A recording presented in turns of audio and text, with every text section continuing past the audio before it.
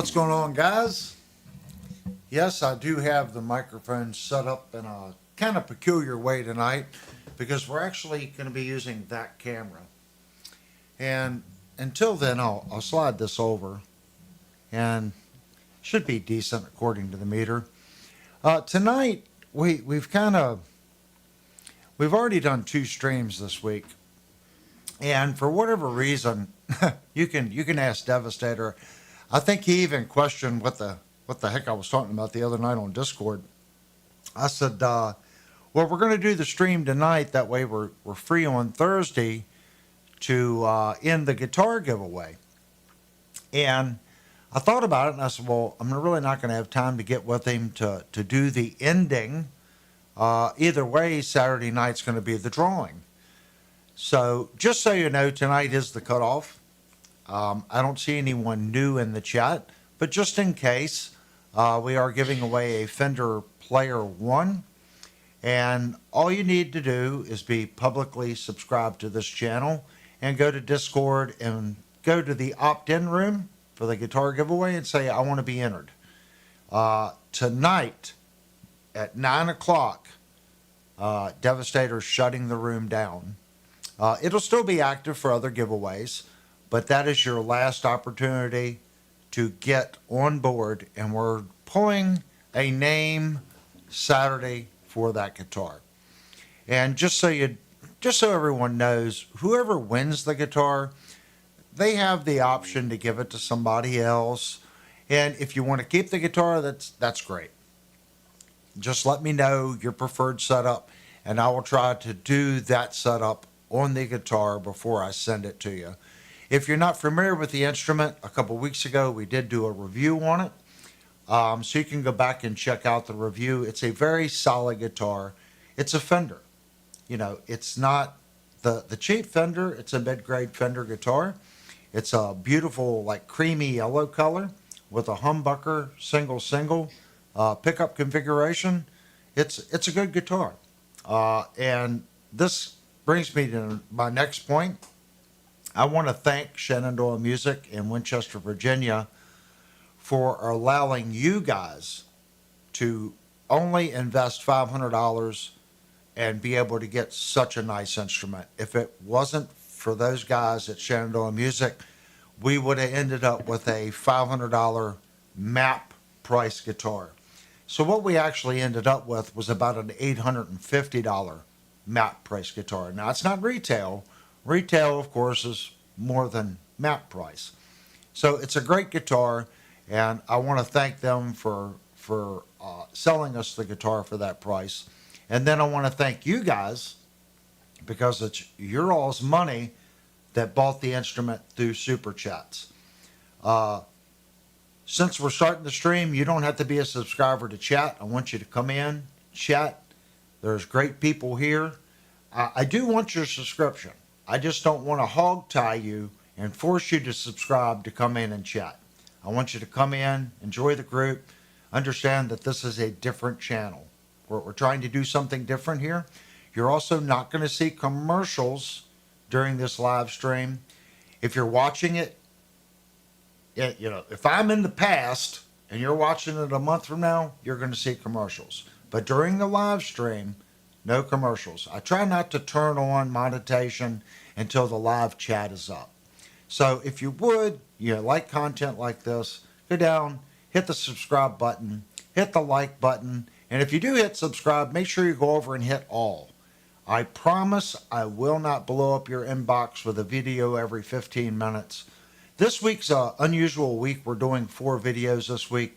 Usually it's a maximum of 3.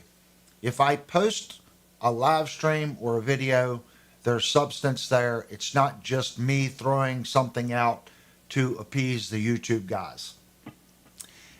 During the beginning, playing something a little different. I love this guitar. Linnell has 2 of these guitars, and she was the smarter one out of the 2 that bought these lesser expensive Ibanez's. And I really can't get over how nice these guitars are. I love playing them.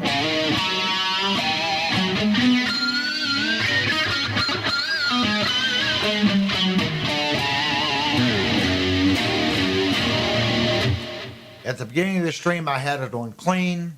It's a good sounding clean guitar. I love this one, and I love her RGA. And I am on the hunt, if someone knows where there is one. They made this guitar, very similar, with the Edge 2 Tremolo, Low Pro. It looks like it was made from about 2012 to about 2016. So I am looking for the S model with these pickups with the Edge 2 Tremolo. Just two humbuckers. Now, you can get it with the single coil here, but they no longer make the humbucker model with the Edge 2. So if someone knows where there's one laying around that I can pick up with the Edge 2, please have them come to the channel or the Discord channel and say, yes, I have one of these guitars and I am in the market to sell it. I'm willing to pay decent money for the guitar if it's in good shape. It's got to be this style guitar with the Edge 2, dual humbucker. And like I said, I think it was 2012 to about 2016 Ibanez manufactured the guitar. Okay, let's get to what we're actually going to work on tonight. I am going to switch over to our other camera and move my chair around.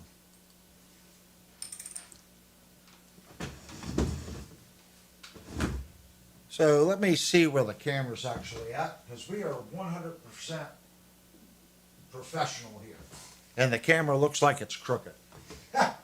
We are 100% pros here, guys.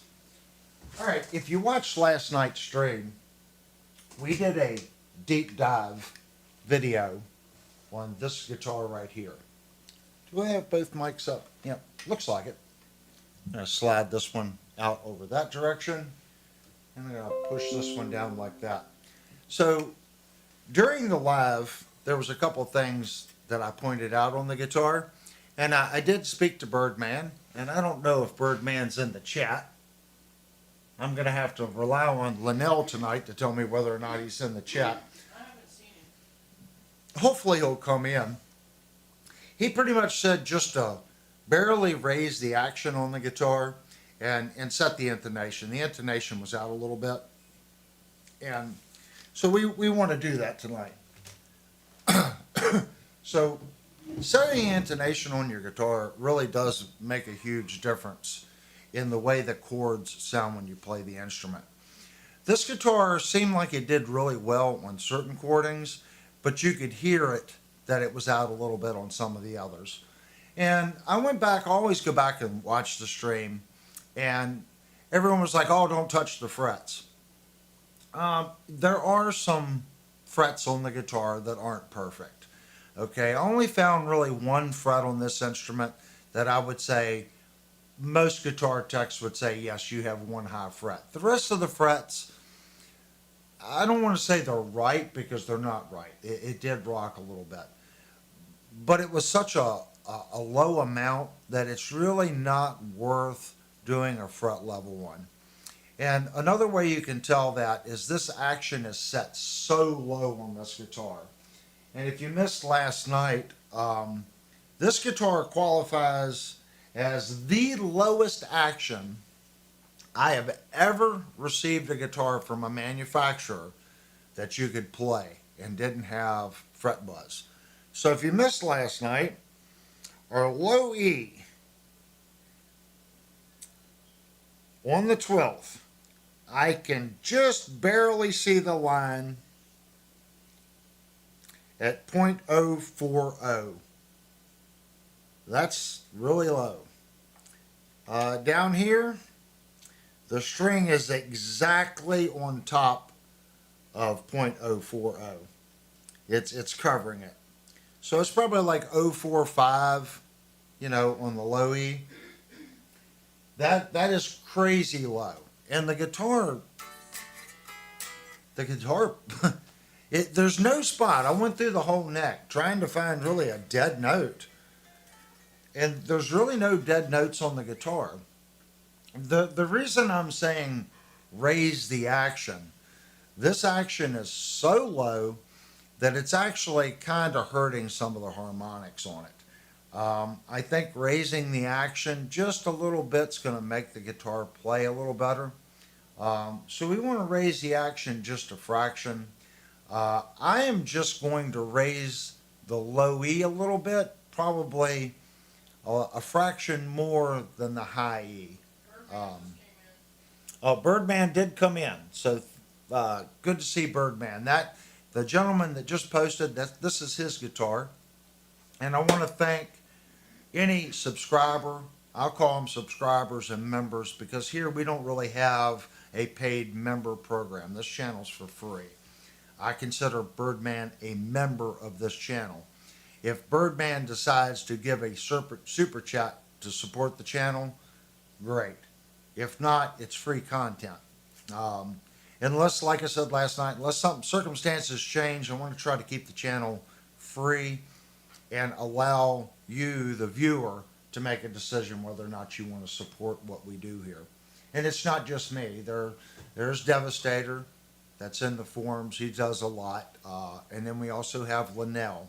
We only have two other Blue Wrench guys, Jerry Dover and then Mike, which we don't see too much of Mike anymore.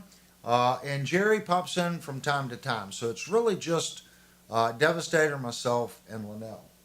Birdman says, or wants to know if you're having another go with the guitar. Another what? Another go with the guitar. No, Birdman. I figured we were going to set your intonation tonight. And we want to get this guitar out to you because I know you're kind of chomping at the bit to play it. So I was just going to crack the, raise the action just a fraction on the low E and set your intonation. That's all I was going to do. If you disagree with that, please put in the chat right now either just set the intonation or, raise the action just a fraction on the low E and set the intonation. And I know there's a delay, so I'll wait for your response on that. And while I'm waiting on your response, I'll go ahead and plug the guitar into the tuner. And Linnell will tell me what you have made a decision on. All he said was cool, brother. Cool, brother. All right. Well, that means he's okay with raising the action just a little bit. We're going to plug the guitar in here. He said he trusts your judgment. Okay. And the reason we do this is as a guitar player, the more you can learn about your instrument, the better off you're going to be. And it's nice, especially if you're just learning. If someone here is just learning to play, your ears get used to hearing something. So if your guitar is in tune and the intonations are set well, you will find that your ear will become more and more responsive on picking up things. If you start playing out of tune, then you almost get to the point where you can't really distinguish if something's in or out. That's why if you're learning, I believe that it's very important to give that person a guitar that's well intonated and holds tune well. That way their ear can develop along with their skills on playing, if that makes sense. Okay, we are going to loosen the strings on it just a little bit before I make a change to this bridge. Take a little pressure off the bridge. And I am not changing the high E at all, but I do want to crack the low E. And that is 1/4 turn right there. So I'm just going to bring up the pressure just a little bit. And we're going to check where our low E is.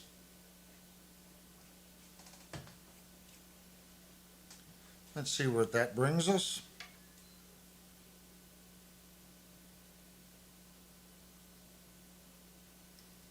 Very little change. Always do that just to make sure, because you don't know what the thread pitch is going to be. So it's nice just to double check it before you make huge adjustments.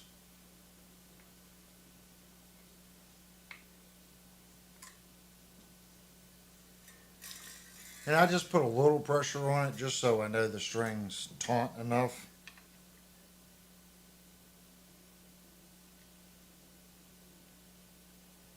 So we're still not at 0.50.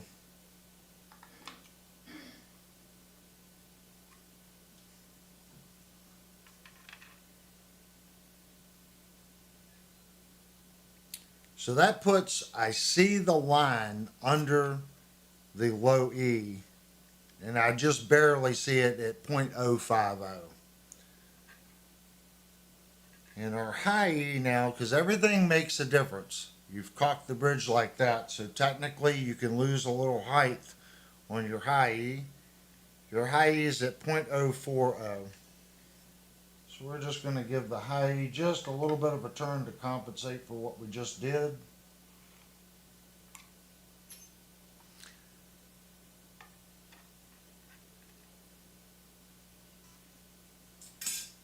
I'd say right there. Like I said, the guitar played fine. So it's nice to have that really crazy low action to start with. So here's our tuner. I'm going to try to get that to where you guys can see it.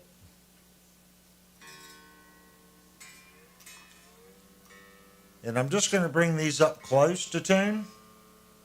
I'm not overly worried about them being perfect right now.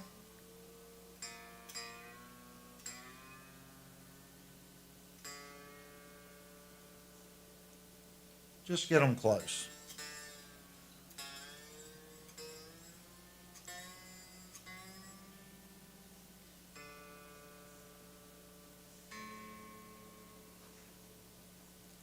And the only reason I'm doing that is I want to keep the neck tension semi-close. So there's our E.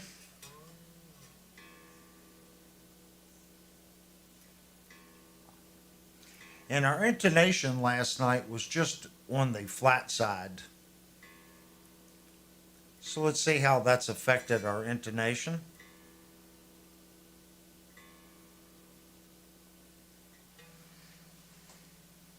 And for those people that like to play Where's Waldo in the back, you had the opportunity.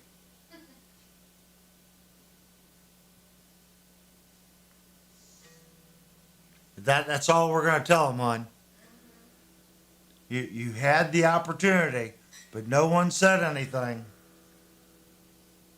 should make it disappear now. Oh yeah, when I switch camera angles, they're going to be like with a magnifying glass. Now see how just, if you remember last night, it was a lot worse than that. So changing our action height just that amount has really brought the intonation much, much closer. Now I'm going to press hard. And you can see it go sharp. Now as light as I can get it. And as hard as I can get it. So that's about in the center. I've watched Birdman play. He's not super aggressive. So I'm going to say I like my intonation just a little on the flat side. And that is decent. Let's check the A again.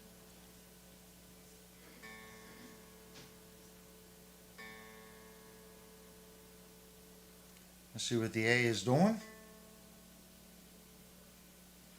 And the A is flat.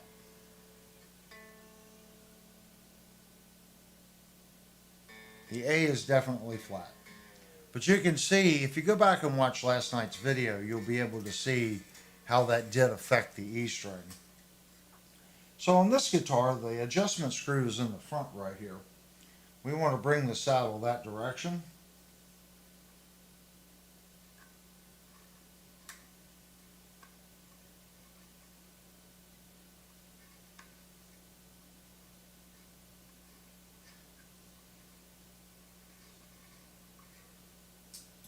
That's a guesstimation. Again, just trying to get a feel for the instrument.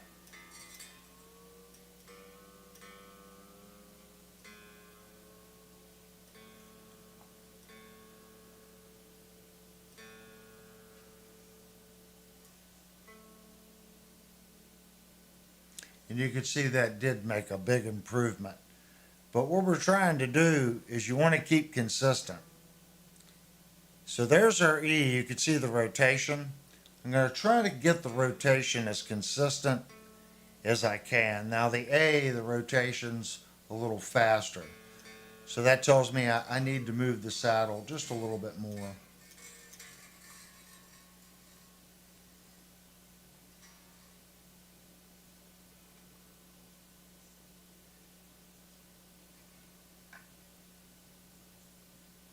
It's not going to take much.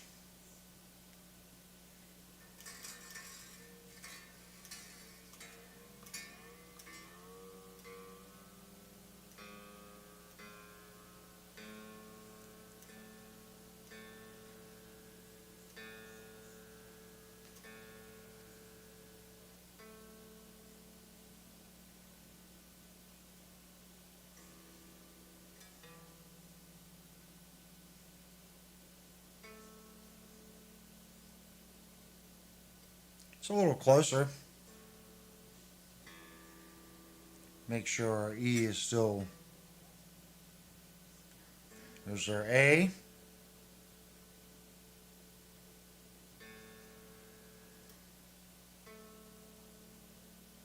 Yep, needs to move again.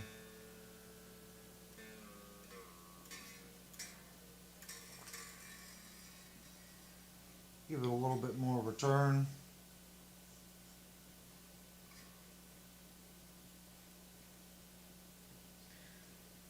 This should be good. Remember, intonation is really based on the individual.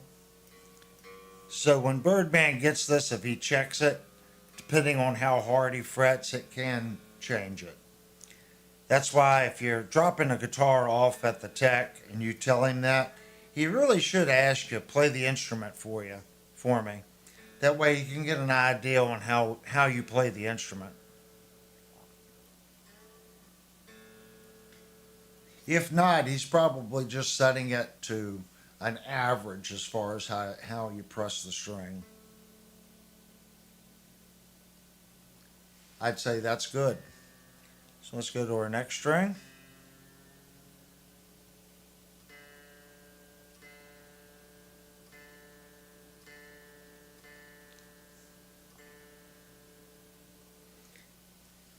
All right, here's our D.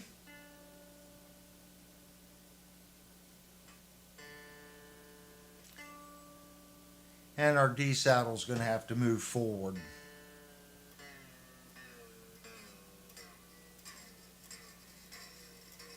So if you're on the fence with this company and you missed last night, well, one, I want you to go watch the review. But if you're curious, this guitar is quite impressive for its asking price. It is quite an impressive guitar at even the full price. Birdman got this one on sale. I think the regular price is like $249. It's quite impressive for that price point. And I know what you're saying. Well, Firefly is $229 or $219. Well, with Firefly, you got to pay shipping, and depending on where you live, that can be more or less. For me, it's usually about $32 to ship a Firefly to my door. So it puts it, the cheaper Les Paul, right at the basically exact same price. So keep that in mind. Is one better than the other? I think they're both great instruments for the asking price, if that makes sense. If you like I think the inlay work on this guitar is better than the Firefly with the little triangles. They did a heck of a job with the inlay work.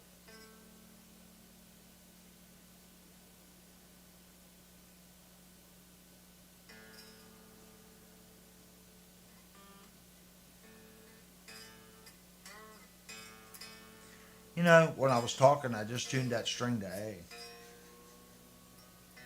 You guys let me do it.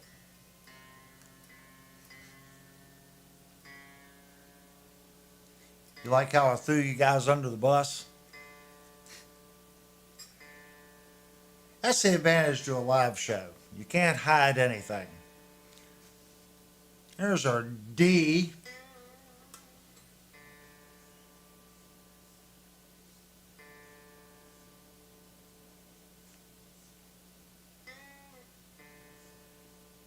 All right, D on the 12th.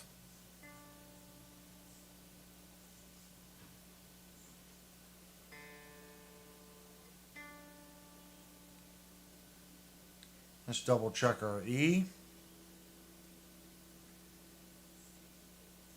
I want to keep the rotation consistent.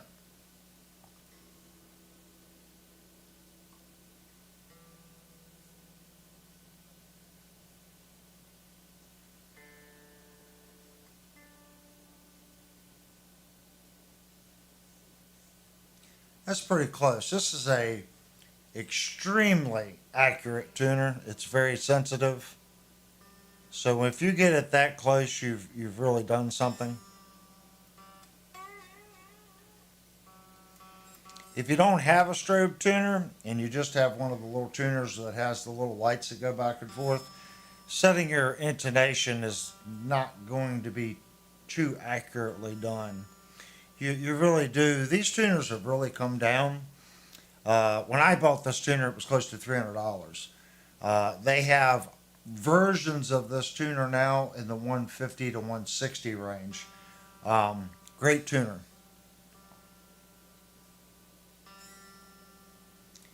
All right, there's our G. Let's do G on the 12th.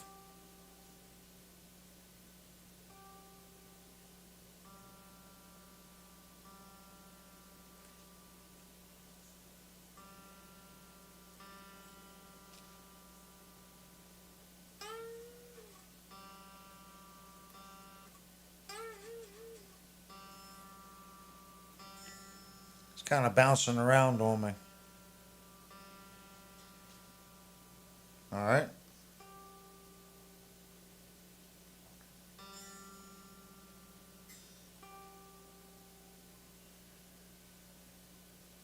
I'm going to say that saddle actually needs to move back just a fraction. Is it bad? No. And they take falls really well. Is that string bad?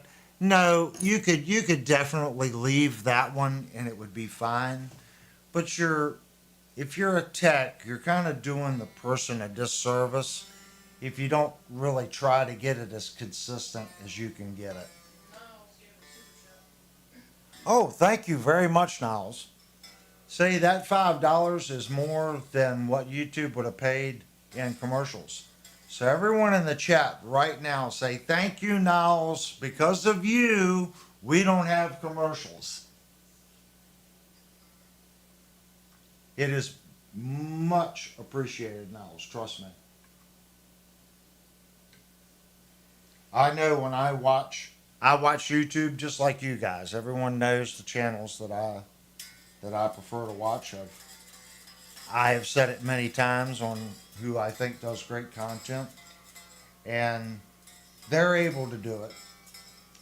So when I go to someone's stream and I get commercials, sometimes I get a little frustrated. I get it because I used to have commercials on mine, but we're really trying not to do that.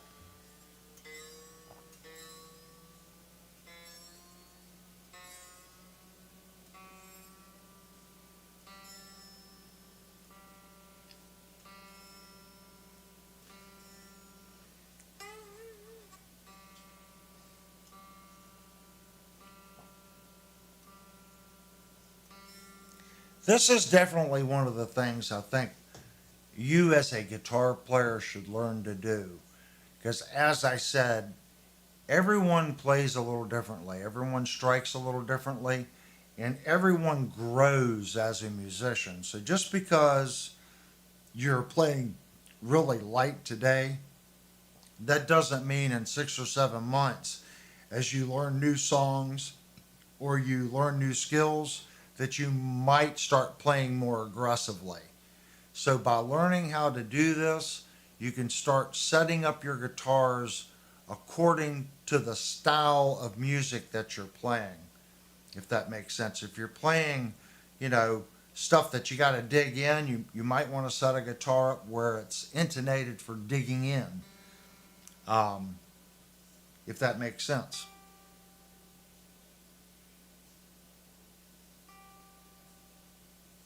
See, that's a little better. It only took me a couple minutes to change it. So I don't mind doing that. And I know that it's better off now. It's more consistent to the other strings. Niles said he can't be on here long. He's got to be at work in an hour. I get it, Niles. The night shift. And you can see that string. Now, a lot of guys, that's what they want to see. They want to see perfect. Okay? If you set them all up perfect, that's great. What I'm trying to do is I'm trying to set them all out. Like I could calibrate this to go 1 cent under or 2 cent under, and it would automatically adjust for 2 cent at the 12th. I don't get I can look at the rotation and get it close. So there's our B, and like I said, that's pretty much perfect. But we're going to set it to the flat side because we've set everything to the flat. And you guys can start throwing popcorn at the screen right now saying, he's not setting it right. It's relative to the player. If Birdman frets a little harder than I'm fretting it, setting it, it'll be perfect. Okay? If he doesn't, it's going to be a little on the flat side. I'm okay with that because I know flat is more pleasing to the ear if something's out versus being sharp.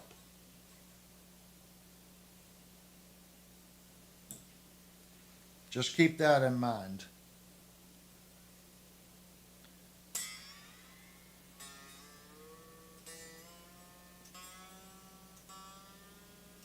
So let's check our B.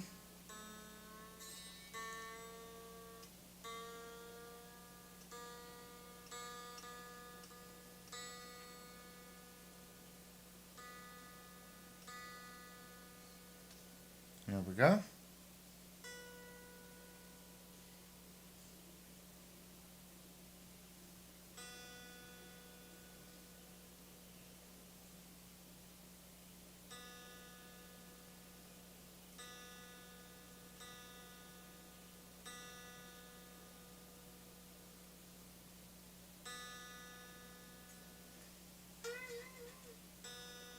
Make sure we got a good stable bass note. There we go.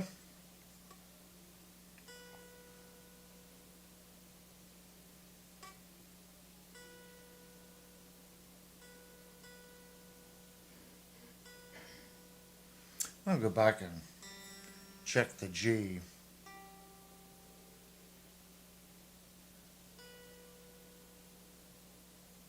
It's pretty close. Let's go to our E.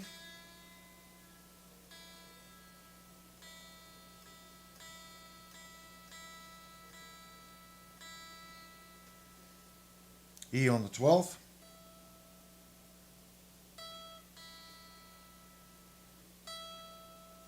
And our E is a fraction sharp. So let's bring the E back.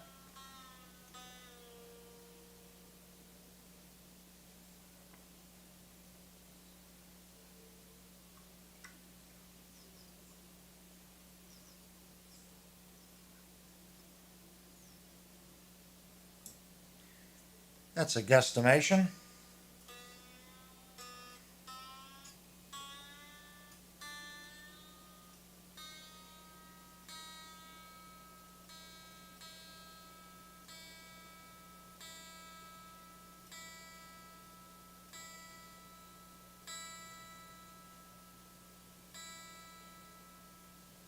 E on the 12th.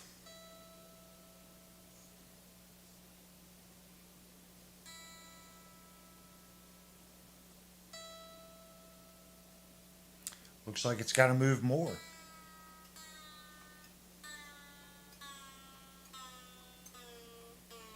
We can definitely do that. We can shift it some more.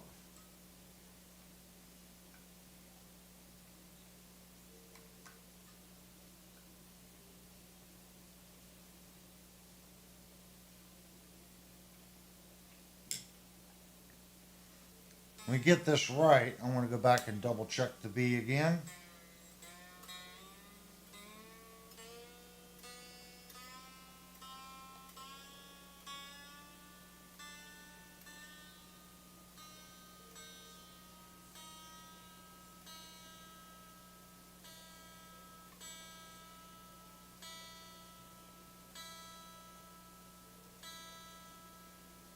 There's our E.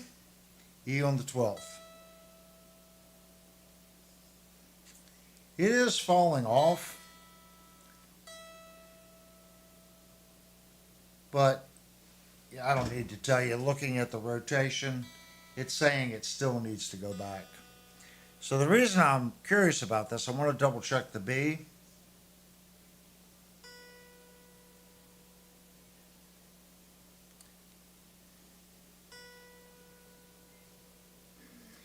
And the reason I'm so concerned is these two saddles, the E saddle now is almost parallel to the B.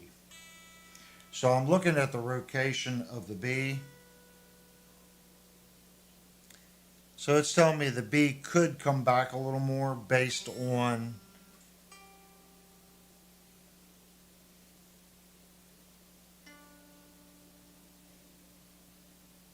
that's why I always like to come back and double check.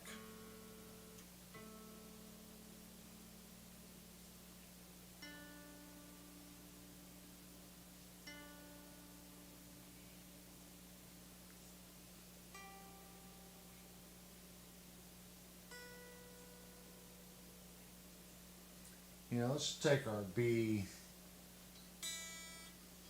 Let's take our B back just a fraction. You're trying to get an average, guys. And that is just from years of doing it. You kind of get a feel, okay? What's the other strings doing?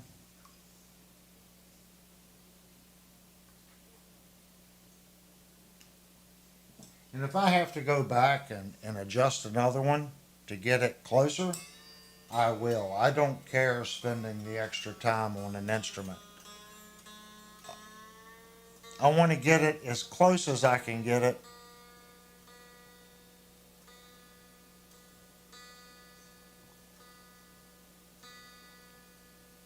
There's our B.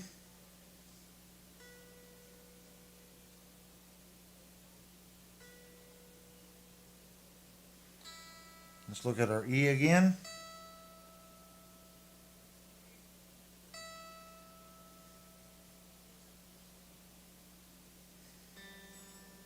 There's our G.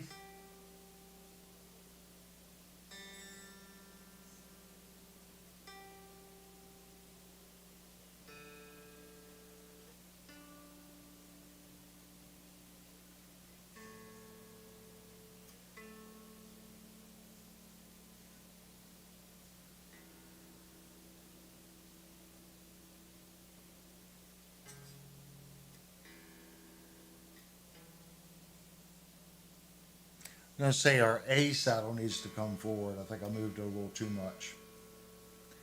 And it helps to turn the right tuner. Then I think it's going to be pretty good, guys.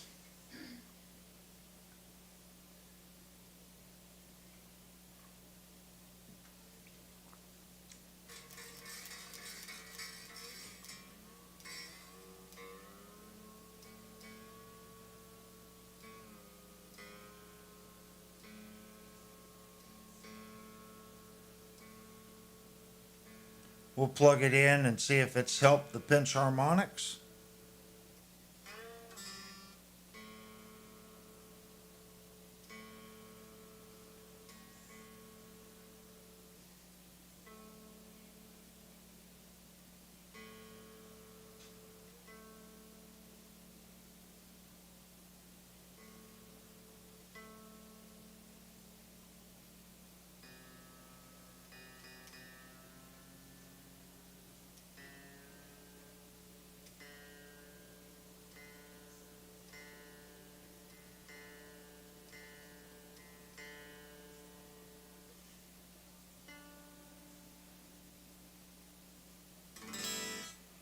All right, let's plug it in and see what it sounds like. You've got a little bit of a change in the action height. And we've got our intonation set a little closer.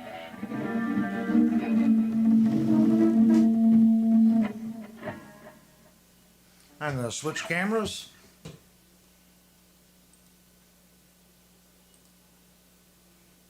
Let's get our headphones on.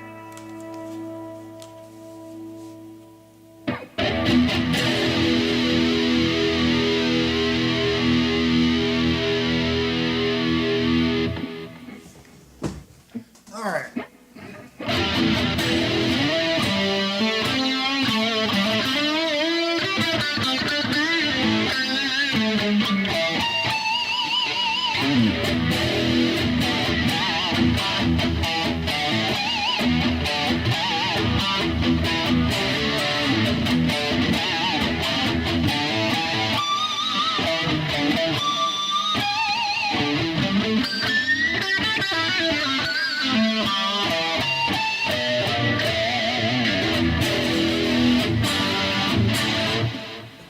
Changing the action height. Let me pull this mic over like this. So changing our action height has really made a big change on how this guitar responds. Birdman plays drop D. Put it in drop D? He plays drop D. Oh, he plays drop D. Okay.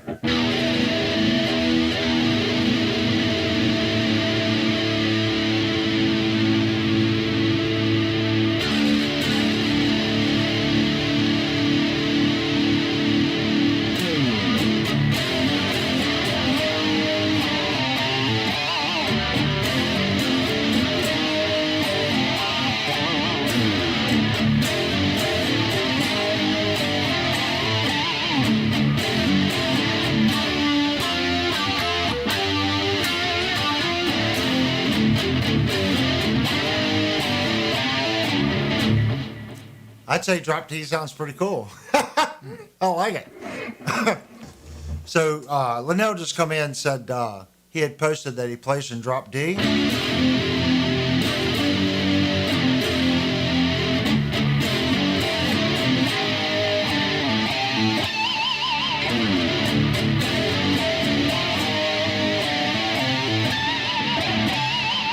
You can hear it's so much more responsive on the harmonic.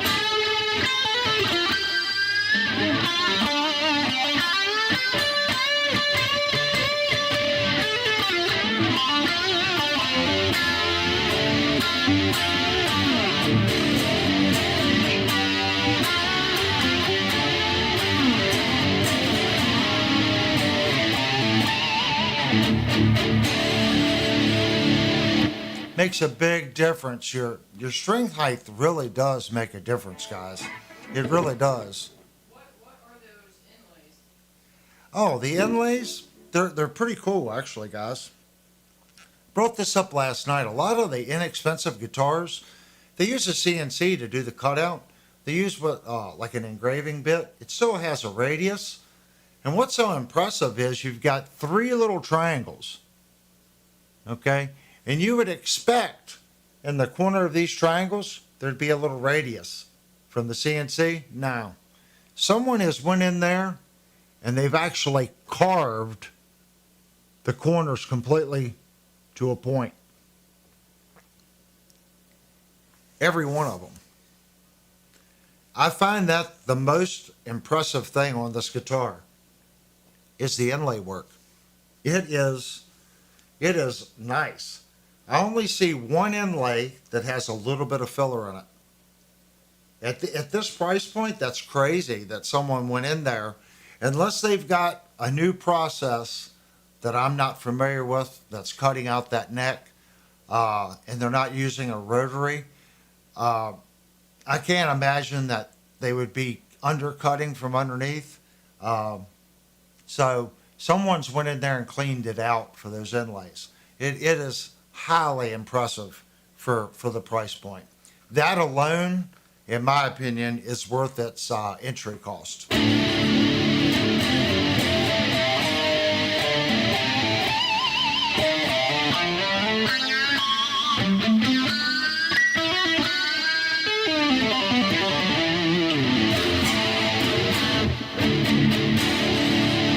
I'd say it does pretty good. Let's bring it back up to a regular tune.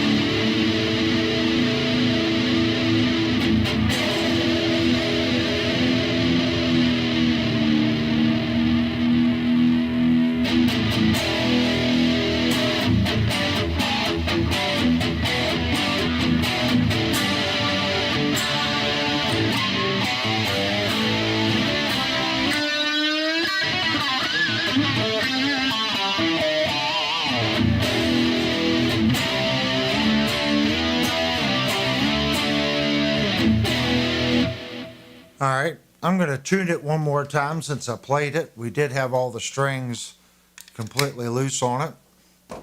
Let me give it a one quick tune.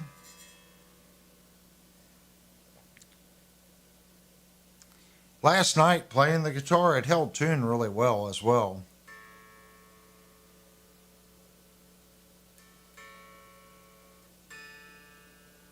And we're going to do some clean sounds to it and see if that's helped the clean out a little bit.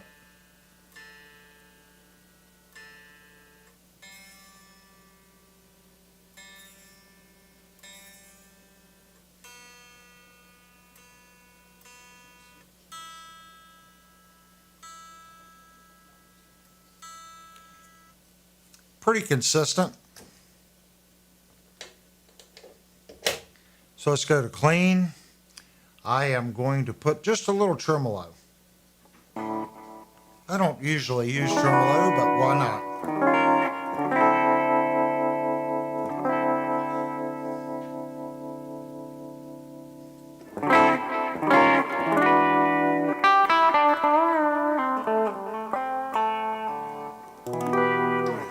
Actually, we're going to take that off. I want to do the intonation.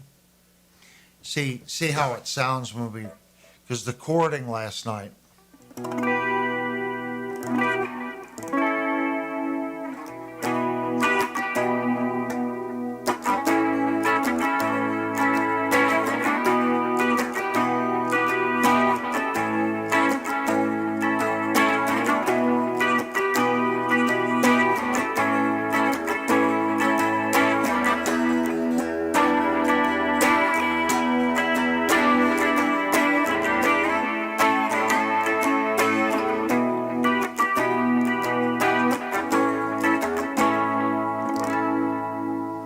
You can hear the difference. In this chord last night, it sounded a little funny.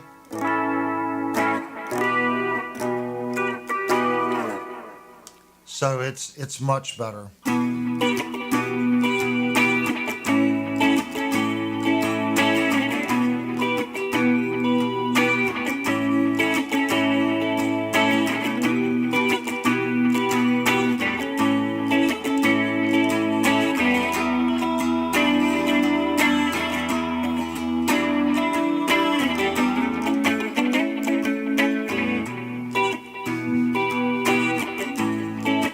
Yeah, it's called miswritten.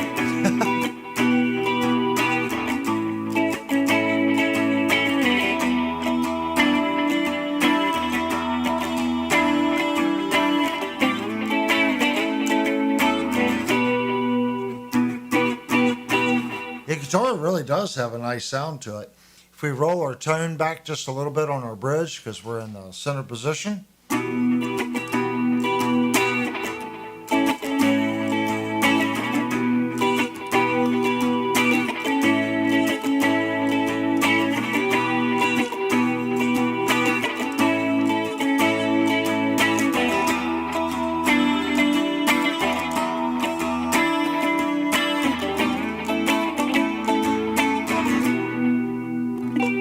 The guitar really does have a really nice sound.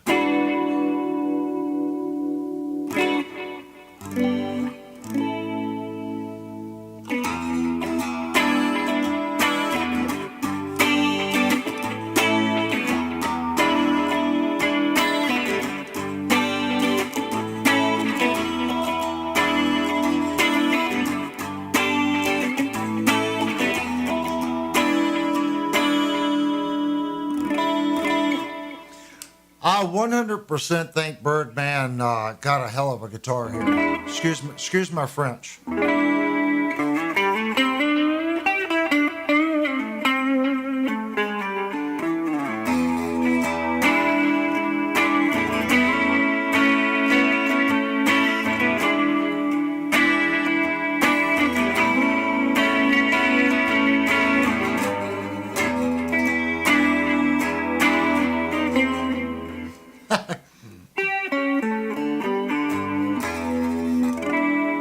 really struggling with that, guys.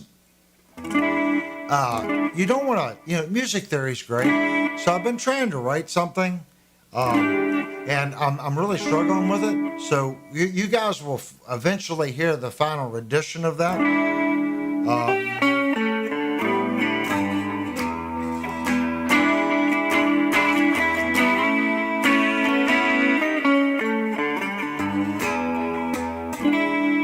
There's something not quite right with it, so I'm going to continue playing with it. I will eventually get something wrote that way. What was that, hon? Niles has to go. Okay, Niles, thank you so much for coming in and the super chat and all that. Don't work too hard at work.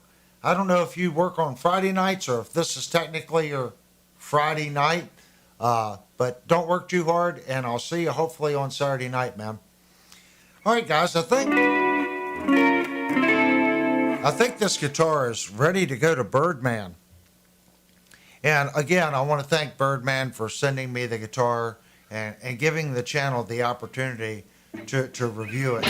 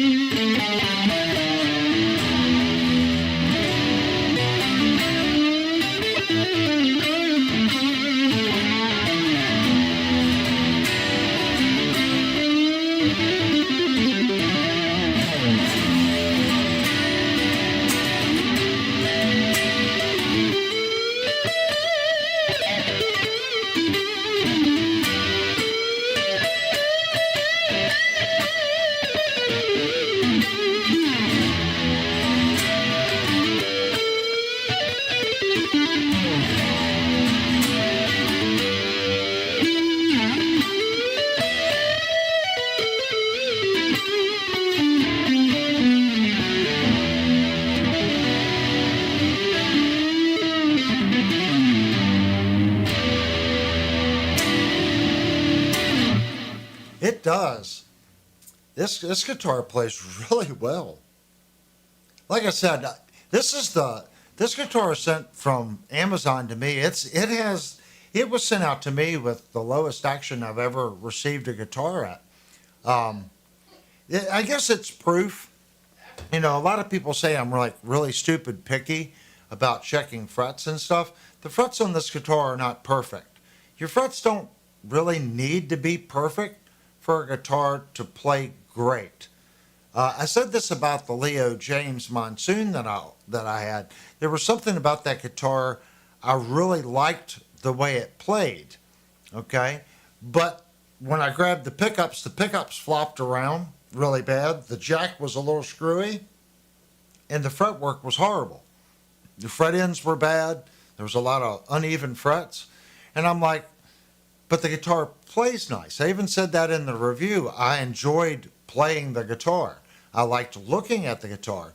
It's just had so many quality control issues. How does the action feel now? I like it much better now. That was in the bridge position. It is a little more, you can get a little bit more pinch out of it.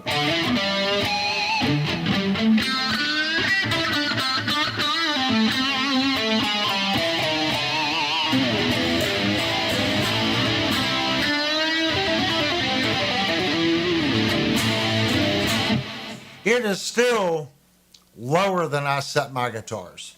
This guitar plays easier than anything that I have here. The reason I don't have to lift as much. Like I can feel when I come down, it's like, oh, where's the string? The action is still really set that low. But it's still high enough to where I can get some harmonics out of it.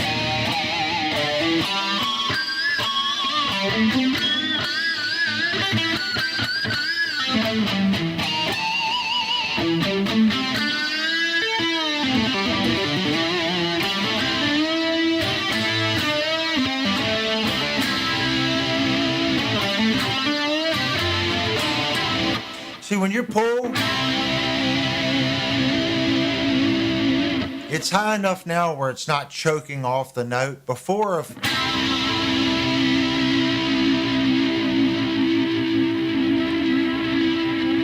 it it wasn't sustaining like that. It was kind of dropping off.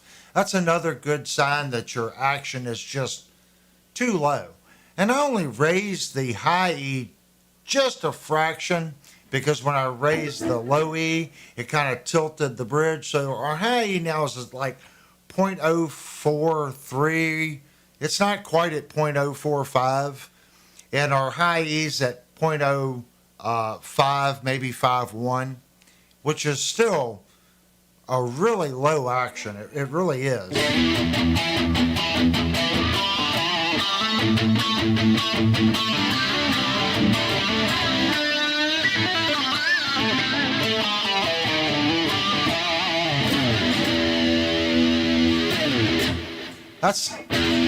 It has to be able to ring out.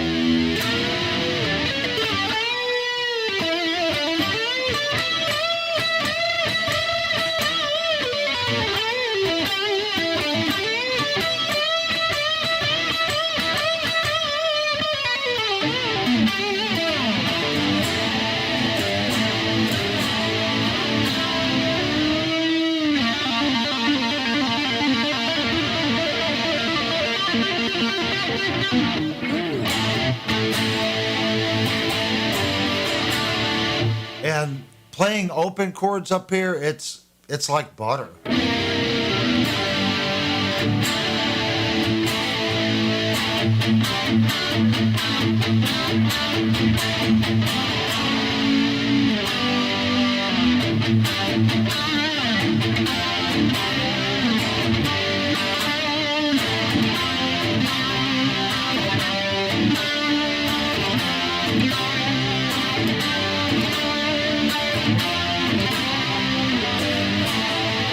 Yeah, it's high enough now to where you can get the sounds out of it.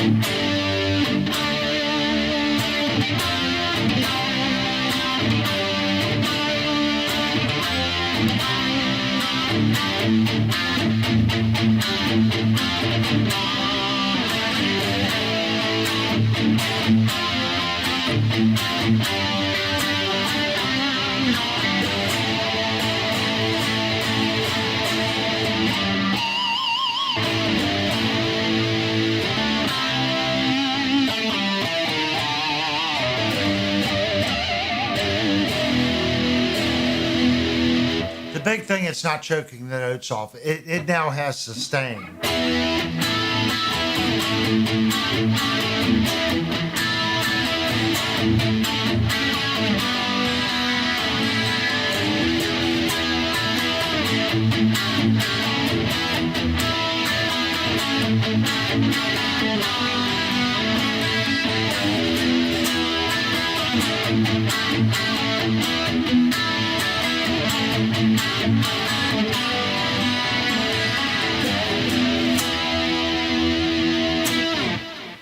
It does well. This plays differently here too.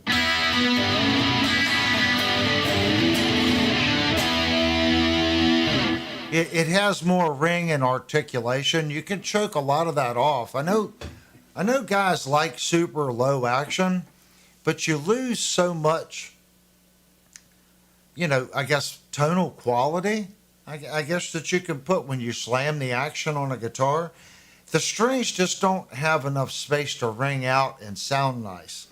Just,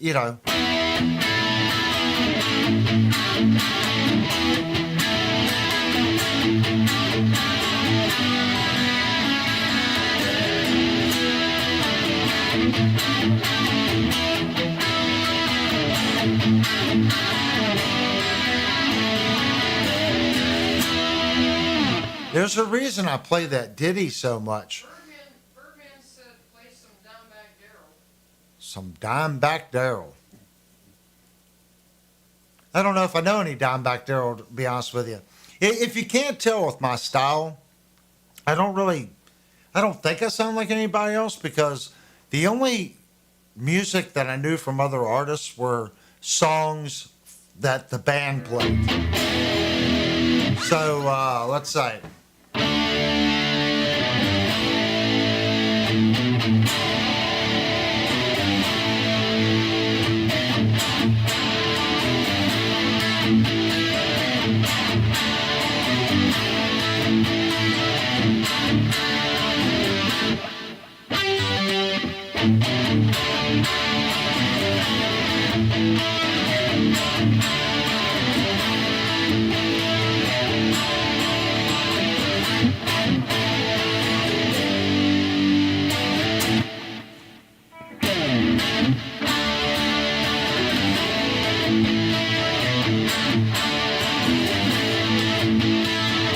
That's probably a copyright strike right there.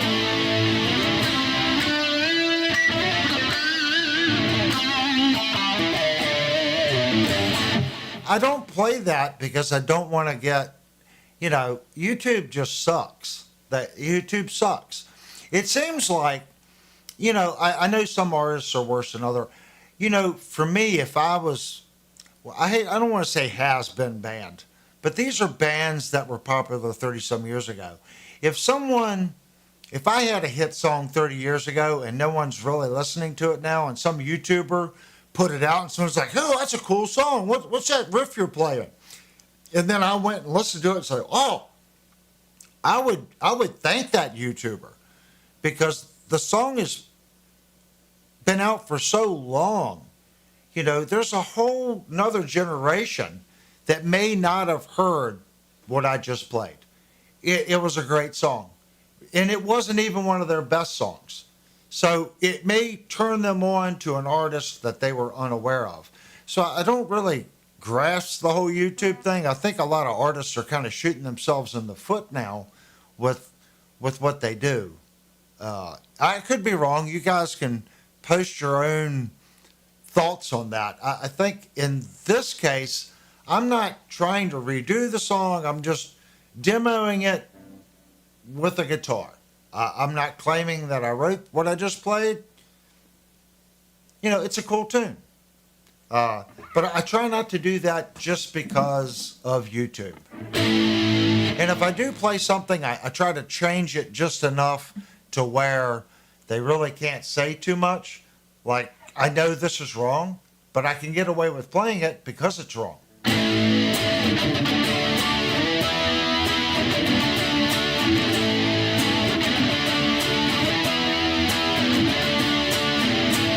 I can't get a strike on that because that's not the chording of that song. And if you think it is, then you need to go back and listen to the song because that's not how the song is played. But we can play it that way and get away with it. Just like that's not actually right either. So artists, if you listen to YouTube long enough, you'll hear artists do that and you start to think, well, that must be how it's played. And a lot of guys are doing that to get around the whole copyright thing. And then,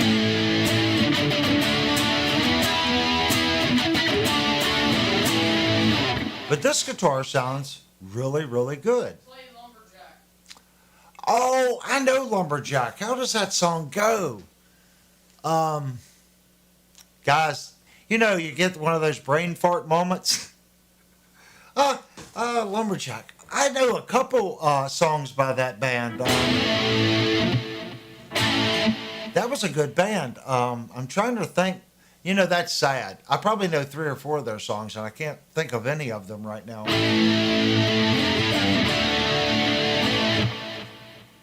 I'd have to hear it. If I heard it, it would instantly click.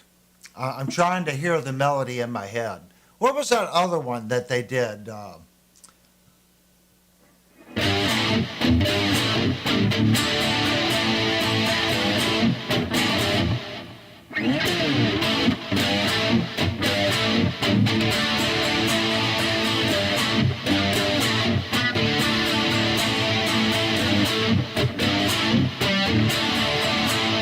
I feel the sun shining down on me.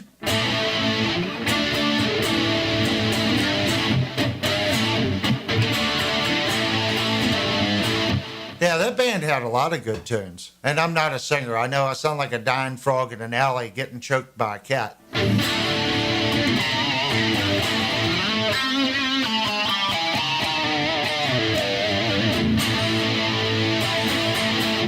Yeah, we never, I think we did play that song for a little while. If it wasn't something the band played, guys, I had no interest in learning it. I think don't get me wrong, learning other people's, it does teach you coordination and stuff like that, but it also influences you and you don't even realize it. You'll start to write and it's just borrowed from this or that. Yeah, if you listen to it and you don't necessarily learn to play it, you might, the sound and the cadence may influence you, but you're not using what the artist wrote to influence something that you're writing. If that makes any sense whatsoever, I'm sure someone out there will kind of understand what I mean by that. I'm sure this sounds like some other artist and some other song. There's only 12 notes. You can't tell me any combination of those notes have already been written in some shape, way, or form. So someone has written something very similar to this.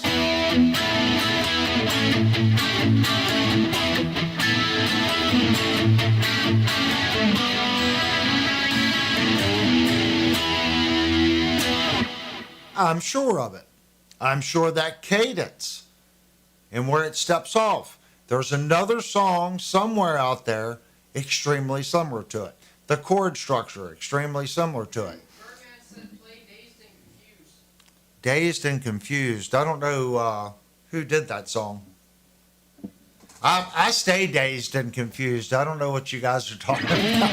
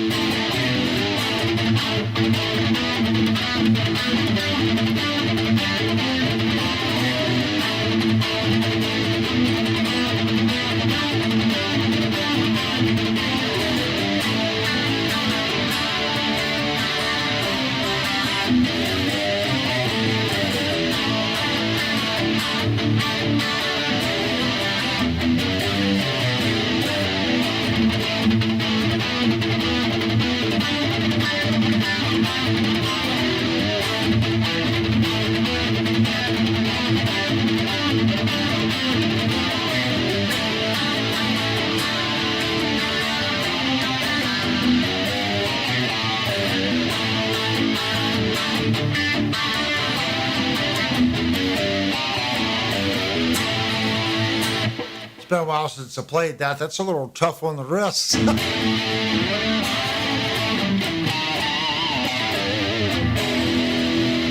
I'd say, Birdman, you got a good guitar.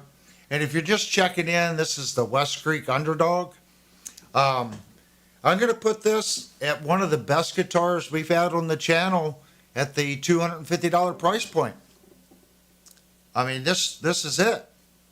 The only other guitar I can think of that comes close to this, as far as playability, is going to be the white or the purple ash, sandblasted ash Firefly Les Paul. Now I want to qualify, right now, this guitar I think sounds better than the Firefly. It has better pickups in it than the Firefly. And they're going to be right at the same price, okay? So if you're way in between the two and you can deal with the finish on this and you don't necessarily have to have the sandblasted ash body, they both have a nice access joint back here because the sandblasted ash one has this joint as well. I think as far as the finish on the guitar and the build quality, they're both great. I just think this one, the pickups are just a little better. So I'm going to put this at best guitar on the channel to date at $250. Devastator said now we need to see the new reveal. We tried to get Linnell a microphone today. What'd you say, hon? Devastator said now we need to see the new reveal. The new reveal. Well, first you got to tell me what you see. It took a few guesses before Devastator got it. Has he guessed it or has he seen it? He's seen it. Oh, he's seen it. How many other people have seen it? Most everybody else was talking about the strawberry over there on the Actually, guys, the strawberry's been there. That belonged to my grandmother. My grandmother gave that to my mother, and as a child, I would play with that, and I would put my Matchbox cars in it. And then it stayed at my mother's house, and of course, everyone knows my mother passed away about 2 years ago. So, out of certain things that you keep at your house, you remember your childhood and stuff like that. And that was one of the things. Is it worth anything? Absolutely not. It's just it's a cookie jar. Yeah, maybe it is worth something. It's probably 100 years old. I just remember playing with it with a kid, and I remember it being at grandma's. So something that my mother and my grandmother, it's in my living room. But that's been here for a very long time. That's nothing new. Nicholas has to Who is it? go. Nicholas. Nicholas has got to go. Okay. Well, thank you so much, man, for coming in. Hopefully you enjoyed the intonation lesson on setting the intonation on a Les Paul.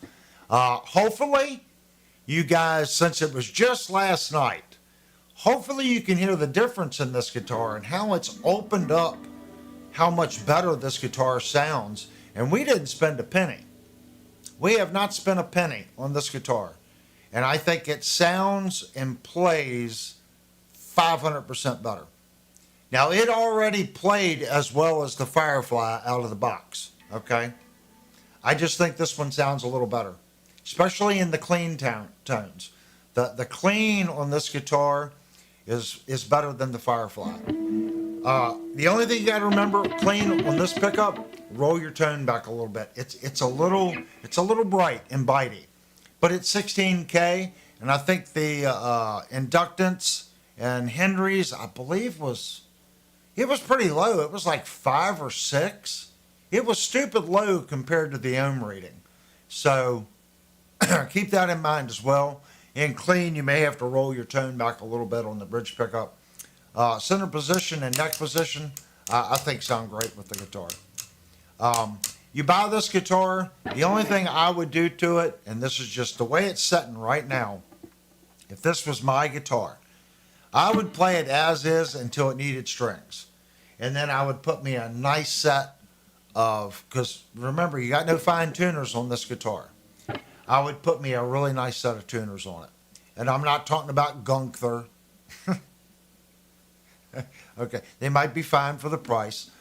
They do make a pro line, and their pro stuff is fine. Unless you're in a catch-22 and you can't find the right tuners, at the price point of the Gunther Pros, you can get Hip Shot, and you can also get some other brands. I would probably put a nice set of lock-in cash tuners on it if I was on a budget for like $30, and I would just play the snot out of this guitar.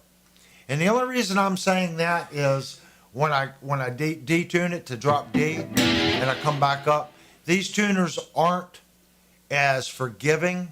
Like when I play my Ibanez, and that's a budget guitar too, I can drop that tune, and when I stop, I don't have to go past and back up. With this tuner, you're going to have to go past and back up. A solid tuner, you should be able to just drop. You really should. Everyone says, oh, you always got to go up.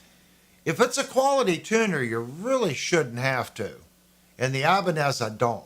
I can bring it straight up and I can bring it straight down without any problems. Are these tuners bad? They're not. Like I think I said it last night when I was playing it. Oh, wow. Thank you so much, man. Got a jet piece, chicken and grease. Ha! I like it. Thank you so much, man. But that's the only thing I would do to this guitar. The setup on it now is really good. The harmonics are good. The pickups are good. The switch feels good. It's got full-size pots in it. In reality, you don't even have to do that. These tuners are fine. But he said that he likes playing in drop D, so if it's something, if he's going from D back to standard to D back to standard, back and forth, I think I would put a nice set of I would put Goth tuners on it, or Goto tuners on it, if you're doing that a lot. You know, yeah, it's twice the price of the cash, but if you're doing it a lot, just spend the $65 and get some locking Gotos and put on it. Now, that puts this guitar at just a fraction above $310 replacing the tuners. But I'm going to give it best $250 guitar we've had on the channel. And this is the WestCreek Underdog. It's so good I might order one for myself. I like the one that has the darker edge here. The color is just a little darker, and it's got a little bit dark. I think it's called Lemon Burst. I think I like the Lemon Burst just a little bit better. Just a little bit. Okay, guys, if you're familiar with the channel, you know we always take a break. And we are at 1 hour and 20 minutes. So if you missed the first part of the stream, we set the intonation on Birdman's guitar and did a demo on it. You can go back and watch it if you want. You don't have to be a subscriber to chat. And if you would, go down and hit the like button. And we do work really hard here for your subscription. So if you would, go down and hit the subscribe button. There's tons of information on the main channel on guitar setups, tremolos, and a ton of different guitar reviews. We also take a 5-minute break. Tonight we're only going to do one. Sometimes we take two, and it's a really long stream. But tonight we're going to do one break. That allows people to get some victuals, get a sandwich, hit the restroom, and do all that. When we come back, I'm going to go to Discord, and I'm going to see if we have any questions that need to be addressed. And then we might go over the elephant in the room. And when I come back, if you've already posted what you think the elephant is, you can tell me when we come back. But I'm going to get some hot cocoa, and I'll see you guys in about 5 minutes.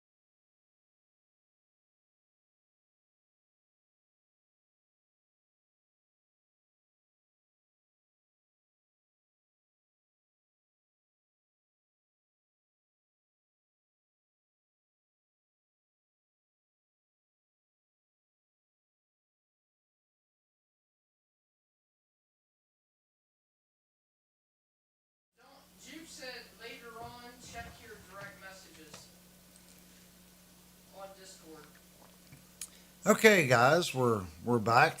I'm going to leave the microphone that's directly behind me on. I'm not going to flip back and forth. By the time I make the hot cocoa, the 5 minute break is pretty much over. Um, Linnell kind of clues me in.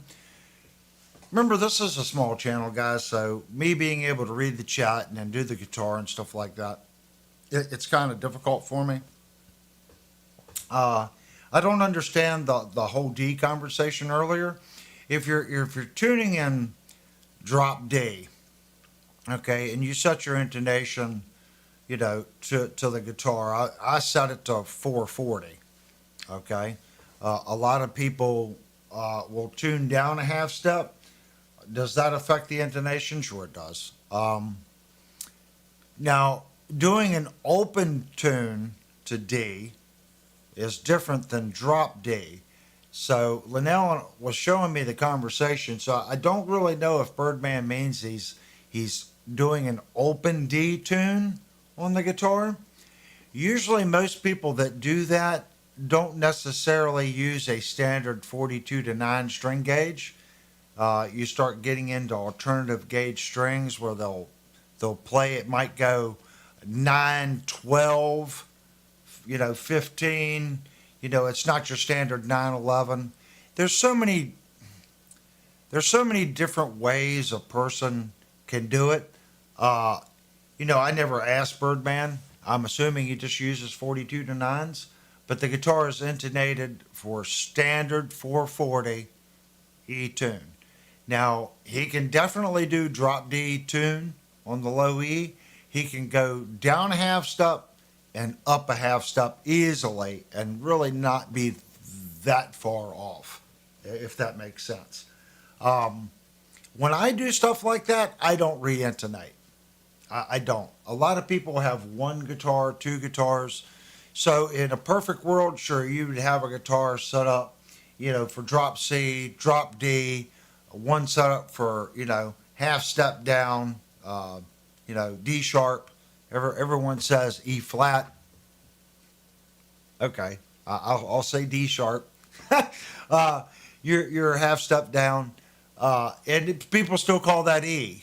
So it's relative to how you're looking at it, if it makes sense.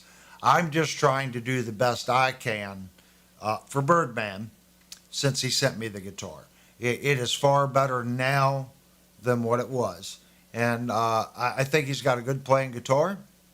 If he chooses, as he grows as a musician, to have guitars set up in what I call true G tuning, D tuning, and stuff like that for playing slide, sure, he's going to need to do some changing on his intonation.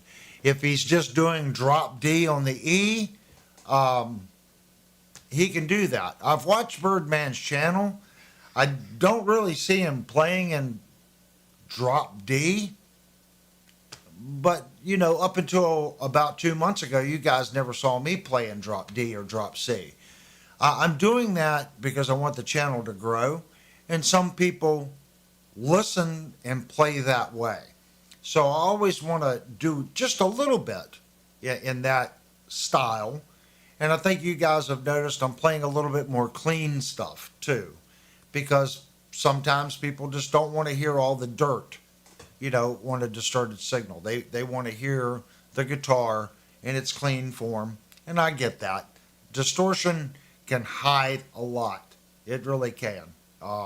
Listening to a guitar in clean, it really does show its weaknesses as far as pickups. So I get it. But a guitar that sounds good clean doesn't always necessarily sound good with dirt, and vice versa. You know, it works both ways. So I kind of get why people say, well, I want to hear a little crunch, a little clean. Can you do some drop D type stuff? All you play is hair stuff. Can you play some chicken picking? Well, I'm not a chicken picker. So I do the best I can. Uh, there's other channels that concentrate more on those genres, that if they're into that kind of music, most likely those viewers are going to gravitate towards those channels. It doesn't mean I don't want them here. I do want those people here because they bring a different point of view. Birdman said, can it have mistakes? Can, Peavy made a guitar that had mistakes. It had what was called auto tuning. And it wasn't the robo tuners that Gibson come out with that just broke the headstock off your guitar automatically for you. The robo tuners were bad for that. They would go crazy and it would just run the string pressure up and it would pop the headstock off the Les Paul guitars. Lots of guitars had the headstocks cracked due to the robo tuners just freaking out and going all over the place. Peavy's answer to that was a digital processor that they put in the guitar, and it worked like a pitch transformer. And somehow it read each individual string, and it could change the pitch of that string and correct the tuning. I believe the guitar was called an AT200. It sold very poorly. I don't know if it worked well or if it didn't work well. I just know I don't think they've made that guitar in years, and there's still new ones for sale on the market. Birdman wants to know if you've watched J-Man before. J-Man. I haven't. There's a lot of channels, especially when I watch like Searching for Tone. I was on his channel last night before we streamed. And the reason I set our stream up so late, I didn't want to step on his toes. And I knew his streams were usually about 2 hours. So I figured, well, we'll set it up at this time, and he normally starts at 7. Oh, thank you so much, Mr. Jupe, for the giant strawberry. Everyone's digging the strawberry. And what's funny is the strawberry's been there for probably 4 or 5 years. It's never moved. It's sat right there. If you go back and look at previous streams, there may be mic boxes and stuff in front of it, but the strawberry's been there. We're trying just to do the best we can. Today, we went to our local music store, Shandor Music, another free plug to those guys. And I want to say if you work with your local store and you go in, you try to work deals with them, be reasonable. I'm not going to say the deal that I worked out today with Shandor Music, but I feel they're still able to make some money, and I was able to get what I wanted, if that makes sense. So both parties should be happy. If you can find that middle ground, okay, with your local guitar place, and they'll work with you, that means a lot. It really does. So went in today, worked out a deal. I think we were treated fairly. That's what it's about. Remember, no one goes into business not to make money. I hear people say you shouldn't pay this amount of money for a setup. Well, if you can get a setup for $35, then I suggest you open up a shop and do it and work full time. Put food on your table, buy a house, and buy a car, and see how long you do that setup for $35, $50, $60. You will be on the soup line quicker than you can sneeze. I'm here to tell you what things cost, okay? And it's different in different regions. But someone doing that in a shop has to make a living. If they're at Guitar Center or somewhere, they don't work for a Guitar Center.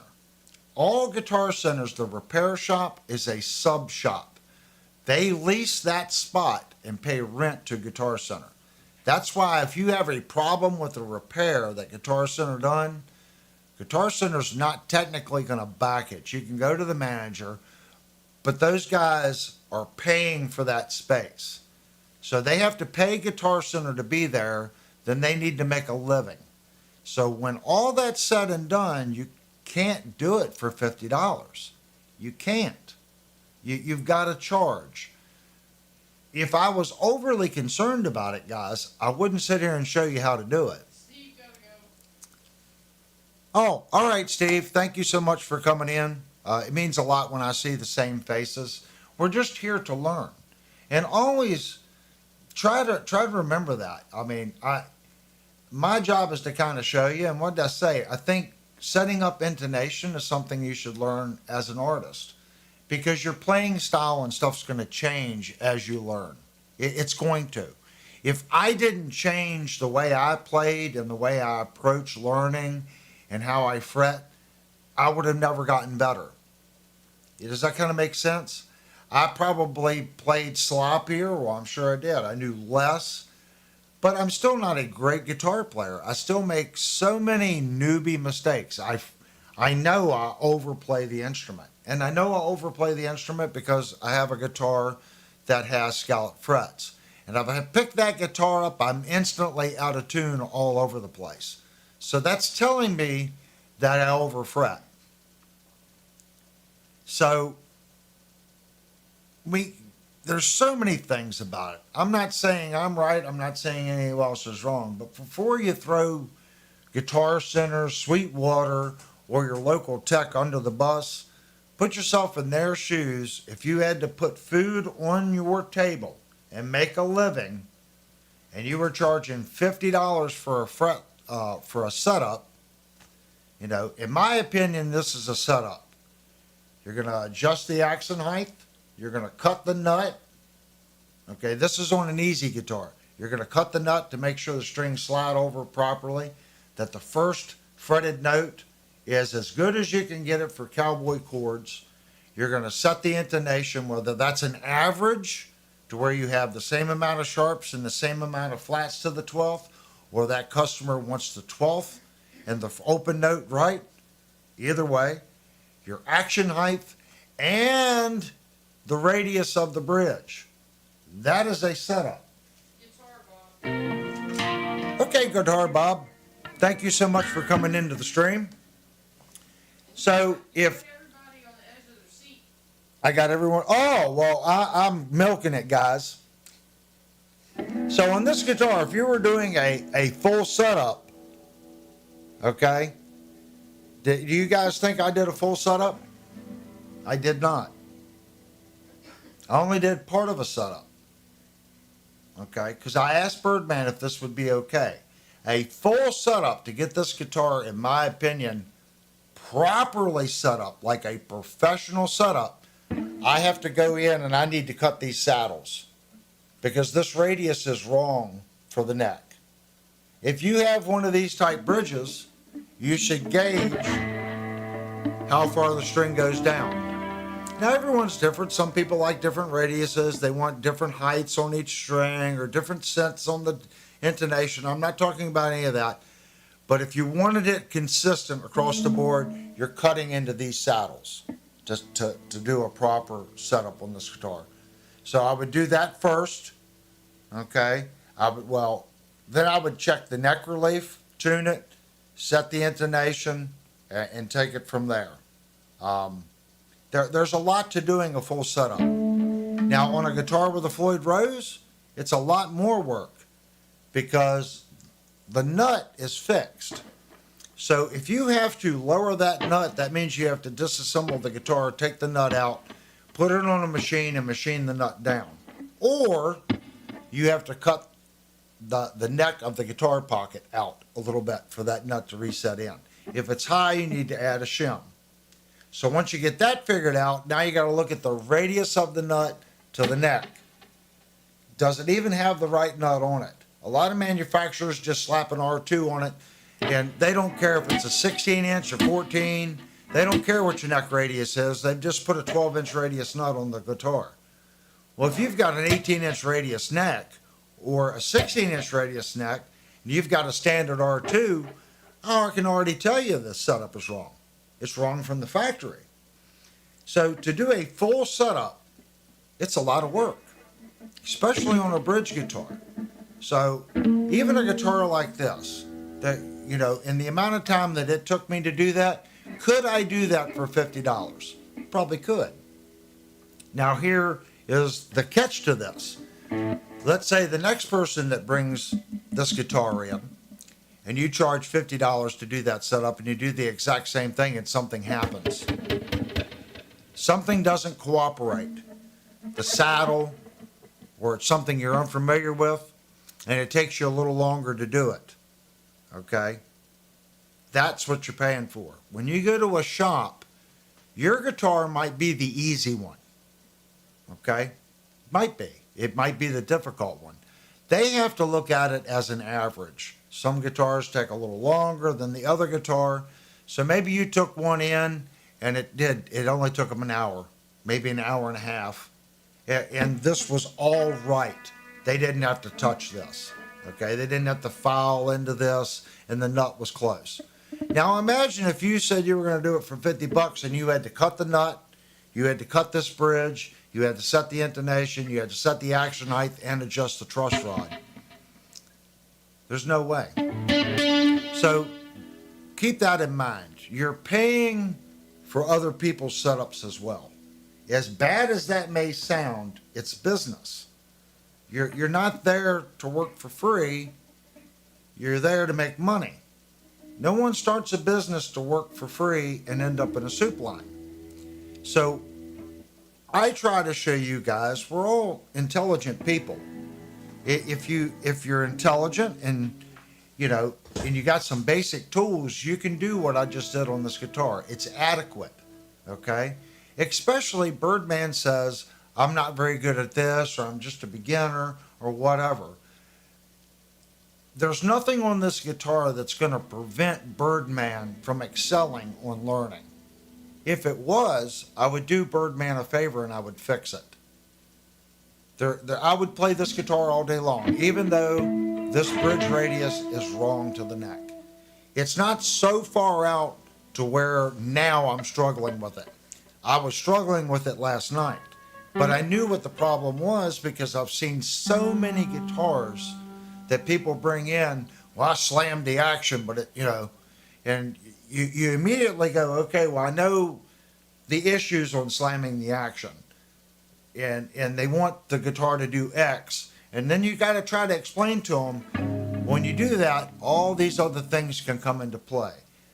A super low action is very hard to get your first fretted notes correct on, because you have to gain a little height here because the action is so low here, if that makes sense. And the string vibrates. If you look at the slow motion and set a camera back here, that string is doing that all the way down. It has to have room to move, okay? The more dirt you put behind it, of course, you don't hear it. But if someone's coming in and they're playing jazz and they've got a crystal clear signal and they don't want that buzz, and they're handing you a 7.5 radius guitar, you can count on spending a lot of time on setting that guitar up. It's a 7.5 radius. It is very, very difficult to set up a 7.5 inch radius Fender Strat for clean music with a low action and no buzz. I'm not saying it's impossible. You can do it. But I always tell people, as soon as they give me a number that I feel I'm not comfortable with, I'm going to say it's probably going to buzz. Do you go to them then at that point and say the frets have to be perfect? There's always a limit. So I don't want to upset anybody. Okay, if you're a luthier and you're a tech, you get where I'm coming from. If you're a buyer, I hope you can understand where I'm coming from, because if you upset your local store or the techs in your area, then you have no one to go in and ask questions. And if your local store won't answer those questions, find a different store. You could play some Freebird. Freebird. I just had this conversation at Shenandoah Music. If you're the person that's asking the question, you're going to do the work yourself anyway. So by them divulging the information on what I just showed you tonight, it's not going to hurt them. If you screw it up to the point where you can't fix it, you're going to take it back to them anyway. Maybe you just earned a client by giving that information away, if that makes sense. And that's how I look at this channel. Do I do everything perfect? Absolutely not. You guys see me make mistakes every week. But if I do make a mistake, I'm an honest person. I correct my mistakes and I try to learn from them. And I think we should all do that. It's a really small community. You gotta play some Freebird for Pennyworth. Freebird. How does Freebird go? I don't even remember Freebird. How does Freebird go? And that was on the whole time, and I couldn't even tell that it was making all those noises, guys, because I didn't have my headphones on. How long has this guitar been making all kinds of messed up noises, and no one told me? Sorry, that probably sounded awful during my whole rant, the guitar making all these noises. That's the end of my rant. Just treat your local store well and get to know your tech. They especially if they're doing it for a living. Trust me, there's 50,000 other things that they could do to make more money and have a better living. They're probably doing it because, just like me, they love this thing we play with 6 strings. Freebird. How does Freebird go? Someone hum Freebird to me. I'm telling you guys, if I haven't played something in a while, if you don't hum it to me, I don't remember it.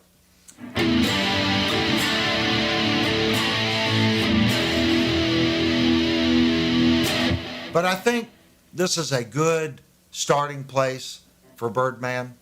Hopefully everyone understands my point of view on it. Now we're going to get to the elephant in the room. I don't remember. How's Freebird go? Hum it to me. Which one is Freebird?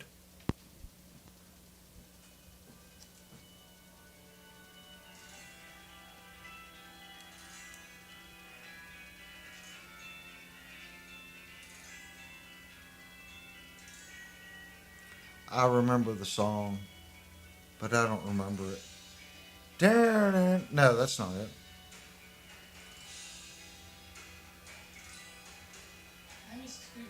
Yeah. I'll definitely get a copy. Not playing it.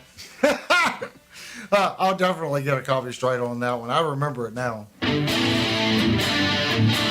Okay. If you guys have been seeing what's the other thing in the room, that's how we got on the conversation of Shandor Music anyway. That's how we got on the conversation of working with your local store. And back to what I just said, I paid one of their techs, Brian, there to set up a guitar that I purchased off of them. And I work on guitars. I did it, and I think I paid him $100 to do a basic setup. I did it because I wanted just to walk in, grab the guitar, take it home, and play it. And he set it up to my spec, and he did a great job. And I was well worth the $100, in my opinion. If you look right there, my finger's touching it. So, Timothy, hello. That's what we picked up today. So I'm going to go over and grab it.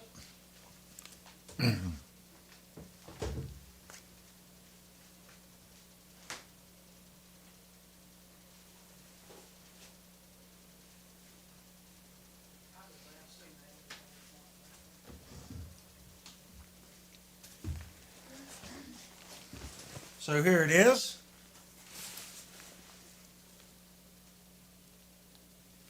And does anyone want to guess what's in the bag? I will give everyone just a couple seconds to guess what's in the bag. Actually, I'm going to kind of guess what's in the bag. First, we're going to look in this pocket. There's nothing in the first pocket. Let's check the second pocket.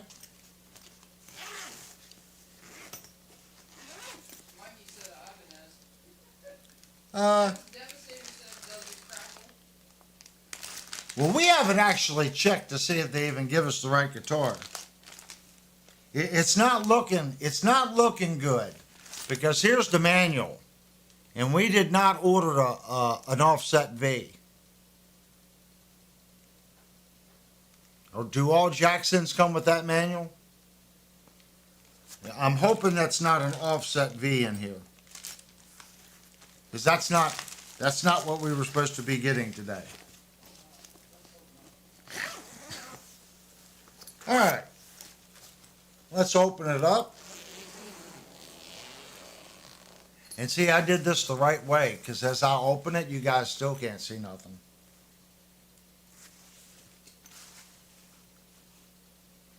You guys ready for this? Hey, this guitar is 100% into conspiracy theories.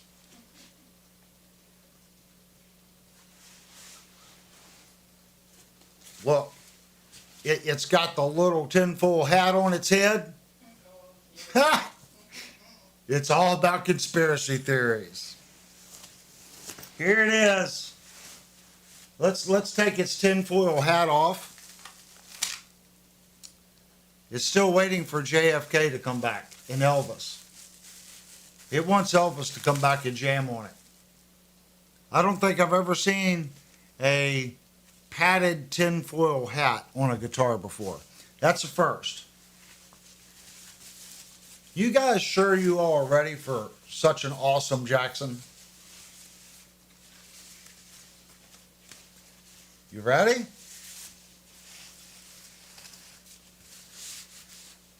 Yeah, I'm teasing it hard, aren't I? Look, looks pretty cool. Look at that headstock. Isn't that awesome? I gotta put the butt down here.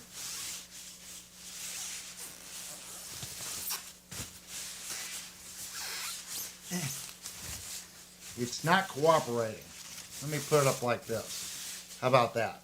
Oh, that's much more gooder. Check this wild thing out.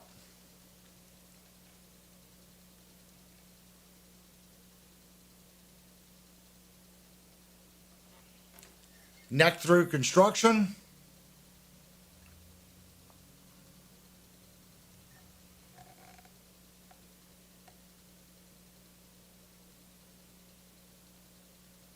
This thing is stupid awesome. What I like about it is a lot of Jacksons have the big shark fin. This is what's got the little mini shark fins on it.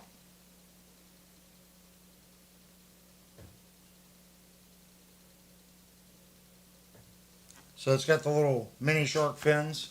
It's got lumen lay dots all the way up the neck. Seymour Duncan pickups from the factory, and of course a Floyd Rose FR 1000 bridge. So this is Linnell's new hot rod. She's been making payments on this guitar for almost 3 months. So this was ordered for her from Shenandoah Music.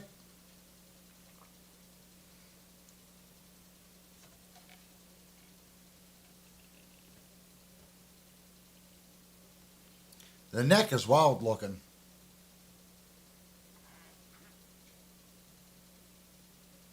It's a really cool guitar. It's got a binding on the headstock and then a binding all the way down the neck. The neck is definitely a thin shredder neck. It's really stupid smooth. The access down here, and of course it's a really good, the handshake is good on it. It's not butt heavy. That's balanced. So it's a really well balanced guitar. So that's what we ended up picking up today, guys. That's Linnell's new baby. And looking at the gig bag, it did come with the gig bag. It wasn't anything extra. I mean, it feels like the padding in it feels about like 3/8 of an inch thick.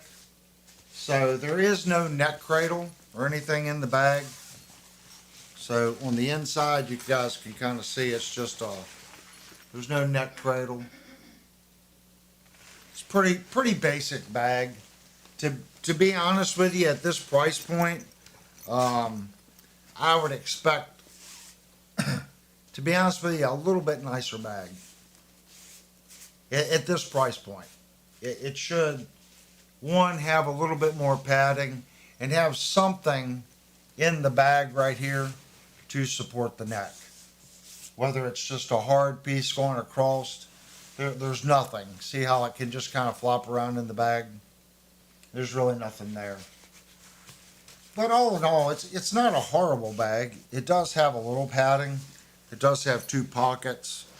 But at this price point, I would kind of expect Jackson to give you a little bit better gig bag, if that makes sense.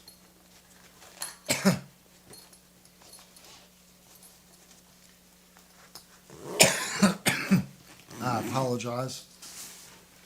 So that's Linnell's new guitar. We are not going to review it tonight. Probably be next Thursday night. We'll do the review on this.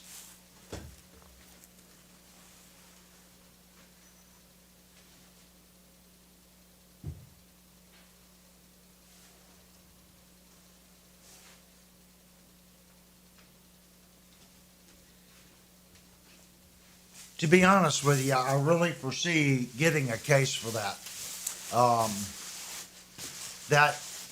That gig bag is not going to protect that guitar. That guitar is too expensive for that flimsy gig. The cheap, I bring it up all the time. The Gator bag for $35, I feel has more padding and is more rigid than that Jackson case. I'm not putting anything under Jackson, but at that price point, you should give a little bit nicer gig bag, especially when you can get a Gator gig bag for literally $35. That I think is just a fraction better than that one. So we will be looking into a case for that guitar. It was too expensive not to protect the investment with a case. Uh oh, she's laughing. No first impressions, but they're all kinds of telling me. Pennyworth's like, come on, Linnell, it's just one chord. Oh, they want to play it. Yeah. I'd have to get the tremolo and stuff out, guys. I'll let you. I tell you what, I've got the answer right here because I'm all about making everyone happy.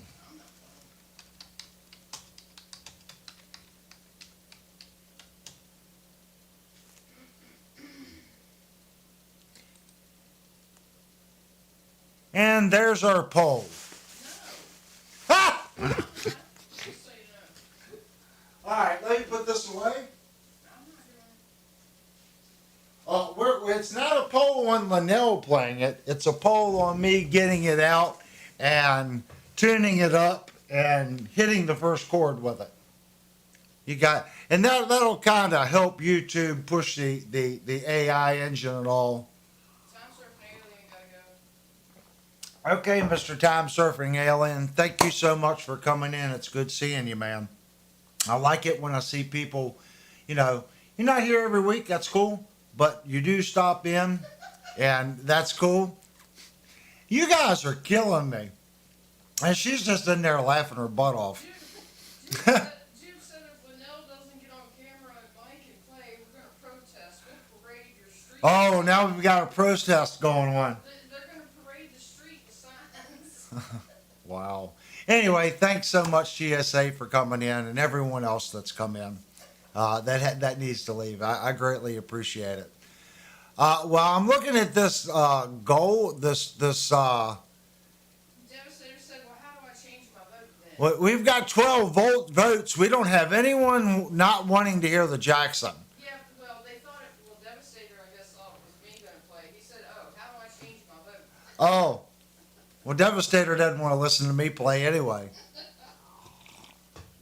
I'm just saying, he's probably like, we listen to that cracker play all the time. We don't need to hear it anymore. So we do have 12 votes, 100% on yes on the Jackson. So I guess that means I am going to run over here and grab the Jackson. And of course, guys, don't expect me to play anything clean through it because I doubt very seriously if you play country, you're going to be buying a guitar like that. So let me go over and grab it.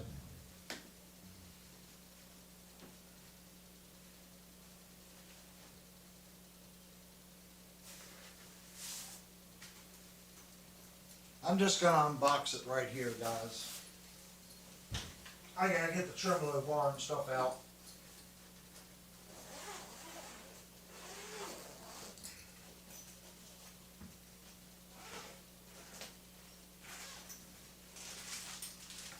One whammy bar. Does it have Floyd Rose on it? Yes, it is a Floyd Rose 1000.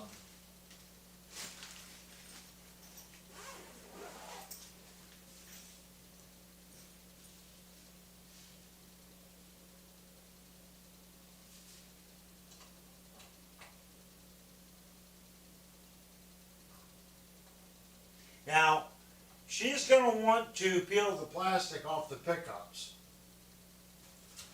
Honey, do you want the honors of peeling the plastic off the pickups? Or does it matter?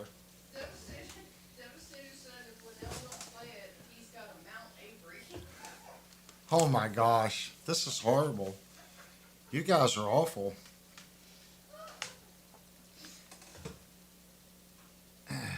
Linnell's quite shy when it comes to certain things, guys.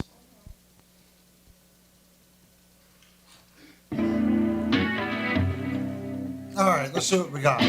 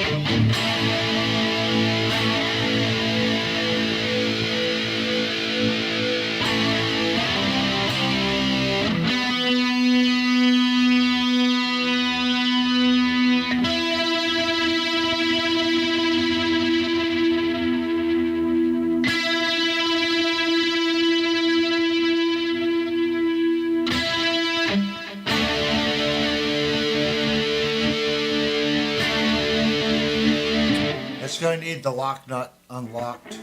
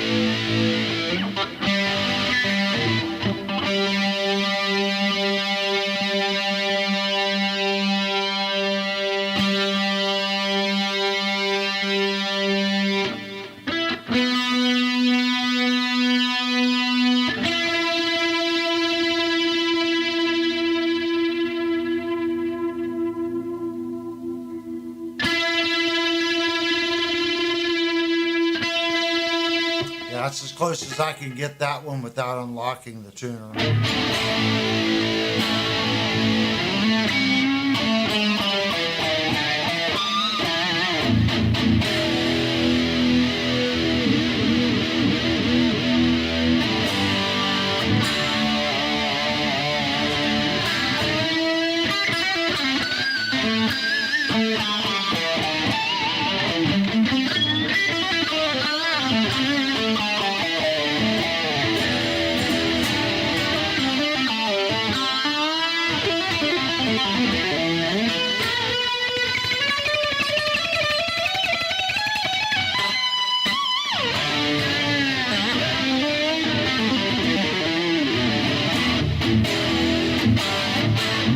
Yeah, it's a great playing instrument.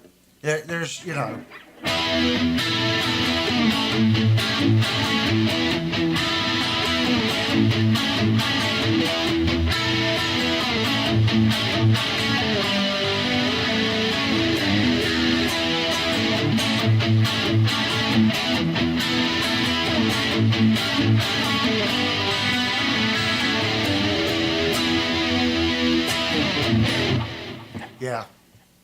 That's our neck position.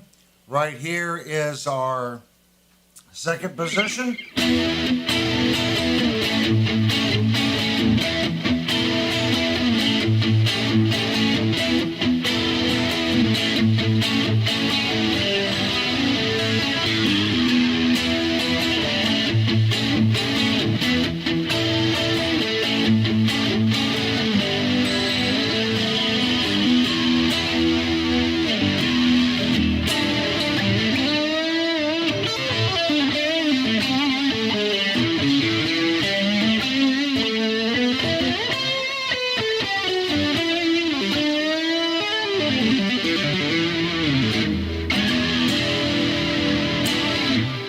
The second position is quite awesome sounding.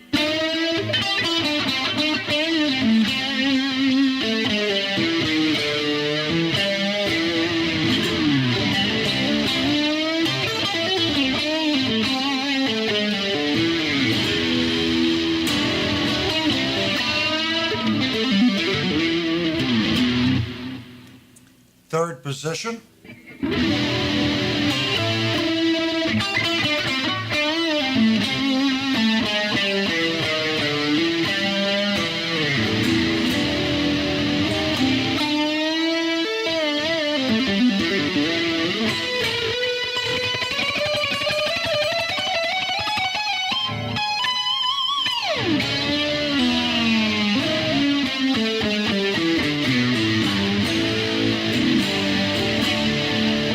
Sounds pretty good.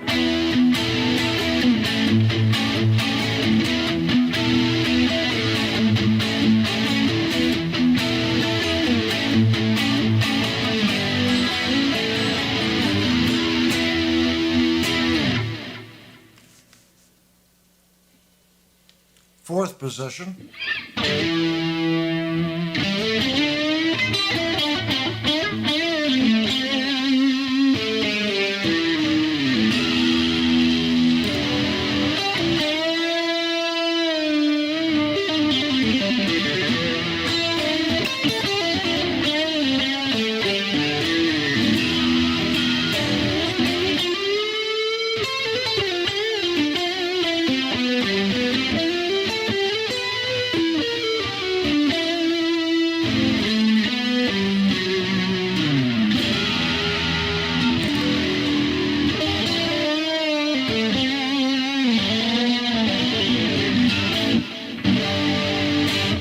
It's got a little quack to it. Here's our fifth position.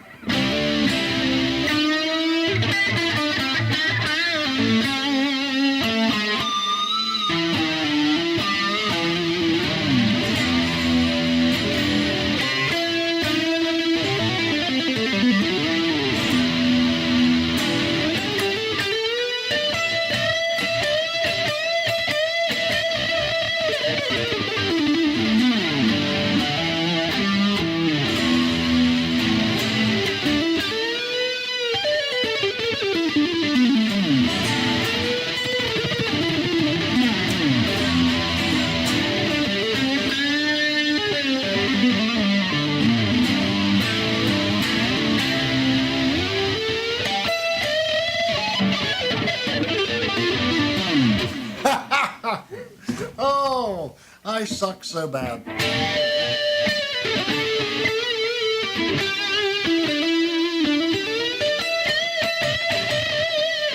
It plays effortlessly. Of course, I really like it. Can you play it and clean? The fingerboard is really quick.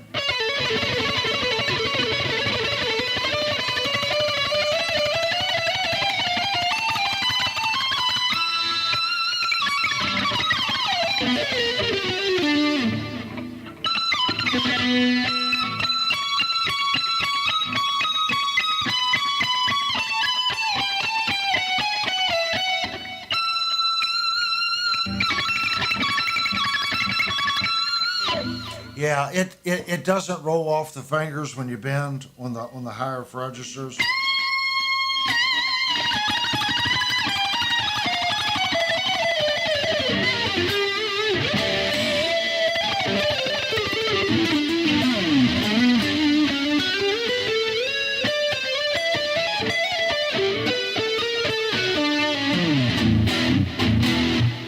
it plays awesome. Here's clean.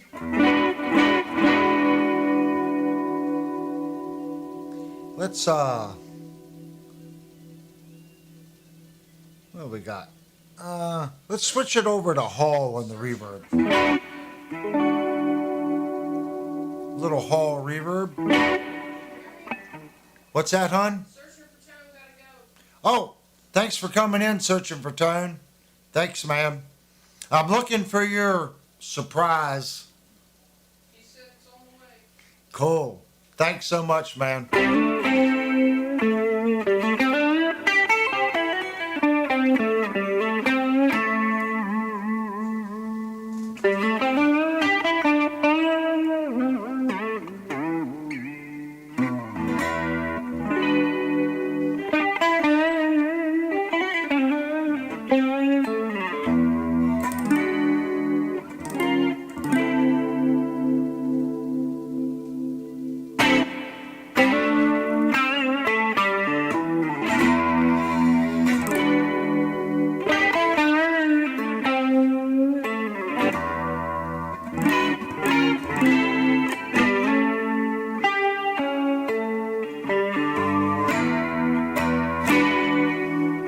Actually, that's quite awesome. I don't know why I thought it wouldn't be. My favorite pickups are in this guitar.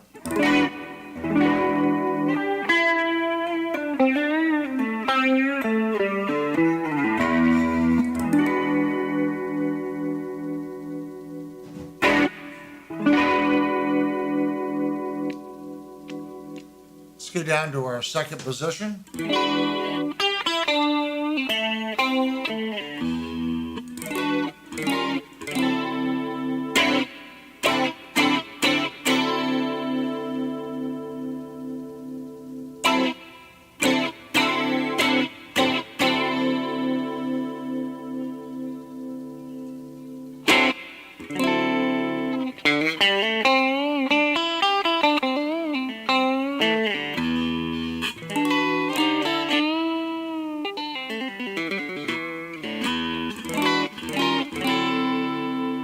That's our second position.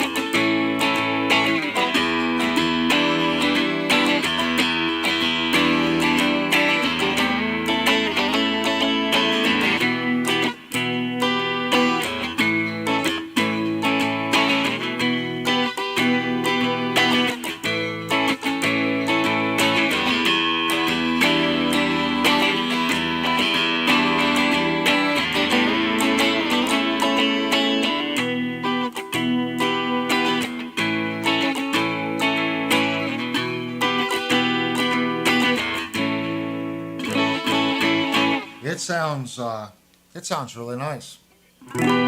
Here's our third position. They want to know which Seymour Duncan models they are. Uh, All I know is they're Seymour Duncan distortion. it's a Seymour Duncan distortion and something else. I'd have to look at the website. Both of them are distortion.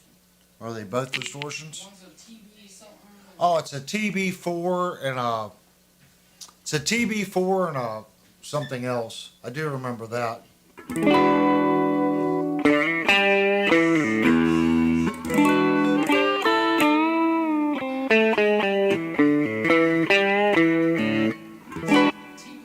and SH6. It's a TB6. I can't hear with these things. TB6 and a SH6. SH6 and a TB6. Those are the two.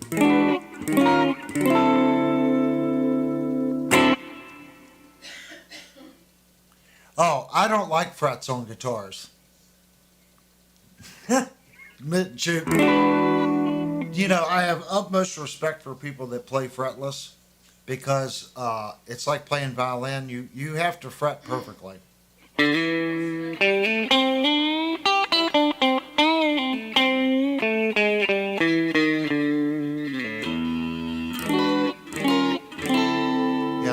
nice sounding pickups. They're very smooth.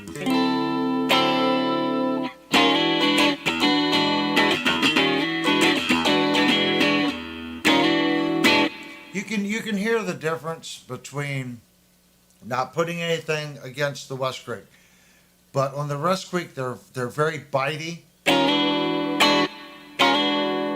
You can hear these are very smooth.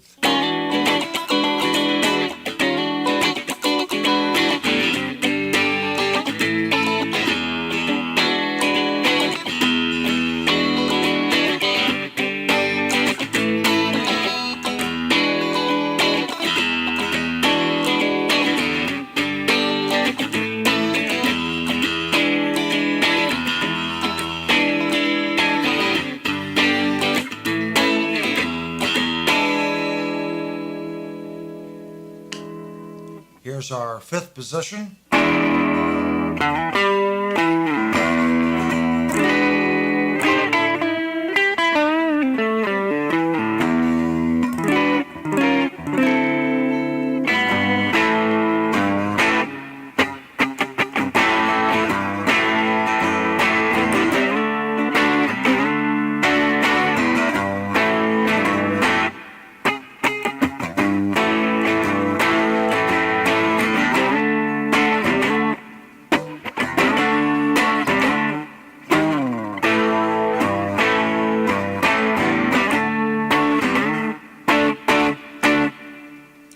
I like Seymour Duncan's, my favorite pickups. I'm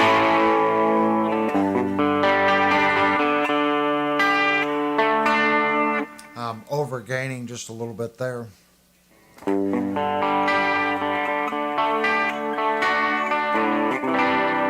I know my the high E's out.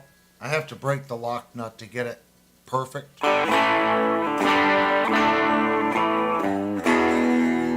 So it is out a little bit. Back to what this guitar was actually designed to do.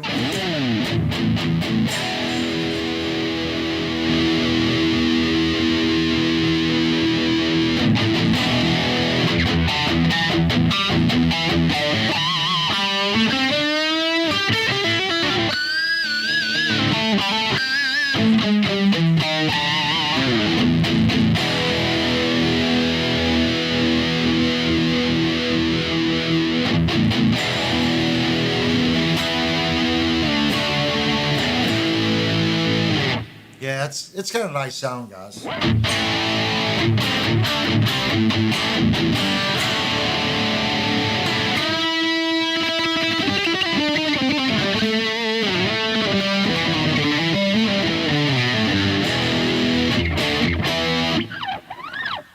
It has a nice feel. I've never played this guitar. This guitar was ordered for us.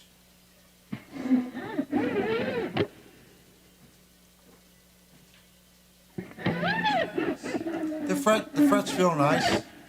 I can't hear you with headphones on. Tried the Seymour Duncan SH11.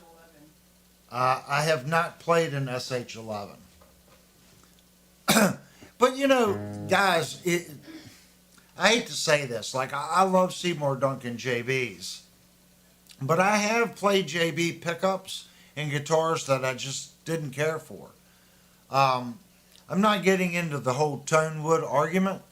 I think a lot of things comes into play on that. I think the components of the potentiometers, the caps, the wire they use, the kind of wood the guitar is made out of, the shape of the guitar, the placement of where the pickup is in relationship to the bridge. You know, not every manufacturer from this pole to the saddle is the same. All these little things that you can change, you know, if you hear a JB or a TB4 in a guitar and you really love it, it may or may not sound that way when you put it in a different guitar. There's so many different variables. You know, pickup placement's the big one, and the cap you choose to use is a big one. So I've got a couple guitars. It's like the JB just sounds weak in. Oh, okay, Jupe. I'm a daytime owl. Me too, Jupe. I am 100% daytime owl. I get up early. YouTube has really taught me to kind of be both. Thanks so much, Jupe, for coming in. I'll talk to you hopefully tomorrow night on Discord. Um, so, you know, every pickup's going to be different. It could be that the TB11 was designed because someone had a guitar and they liked this pickup. They put this pickup on it and it sounded just a little different. And that pickup has been altered just a little bit from a TB6 or an SH4 or whatever else you want to compare it to make it work in this guitar or that guitar. I don't know anything about it. I know I like the JB. The TBs are nice. The other one Dean uses, I think it's a TB4 and TB6. I think I like that I had on my MD24. I thought those were great sounding pickups in the Dean MD24 with Seymour's. I think it's a TB4 and TB6 in that. I thought they were great sounding pickups in that guitar. I like JBs. You can't go wrong. You really can't. They're solid pickups. Whether it's DiMarzio, Seymour Duncan, you're not buying an inexpensive pickup. You're buying a pickup that's got a lot of copper windings on it, and it has good magnets and good poles. It's quality materials. You just got to find the one that has your magic formula. The pole height is right, the magnetic, that they put in the poles or the magnets that they're using. It has the right compared to the copper you just got to find what you like, and they're all going to be just a little different. Is there? I'm first one to say your guitar is part of it. I'm not going to say it isn't, but most of your sound is from your amp, especially when you're out playing at higher volumes. Your amplifier plays a really big role on it. Where your pickup comes in is where if it's not wax potted, it becomes uncontrollable on stage. That's where a cheaper pickup will just fall apart. When you got a lot of stage volume and that volume's firing into the front of the guitar becomes uncontrollable.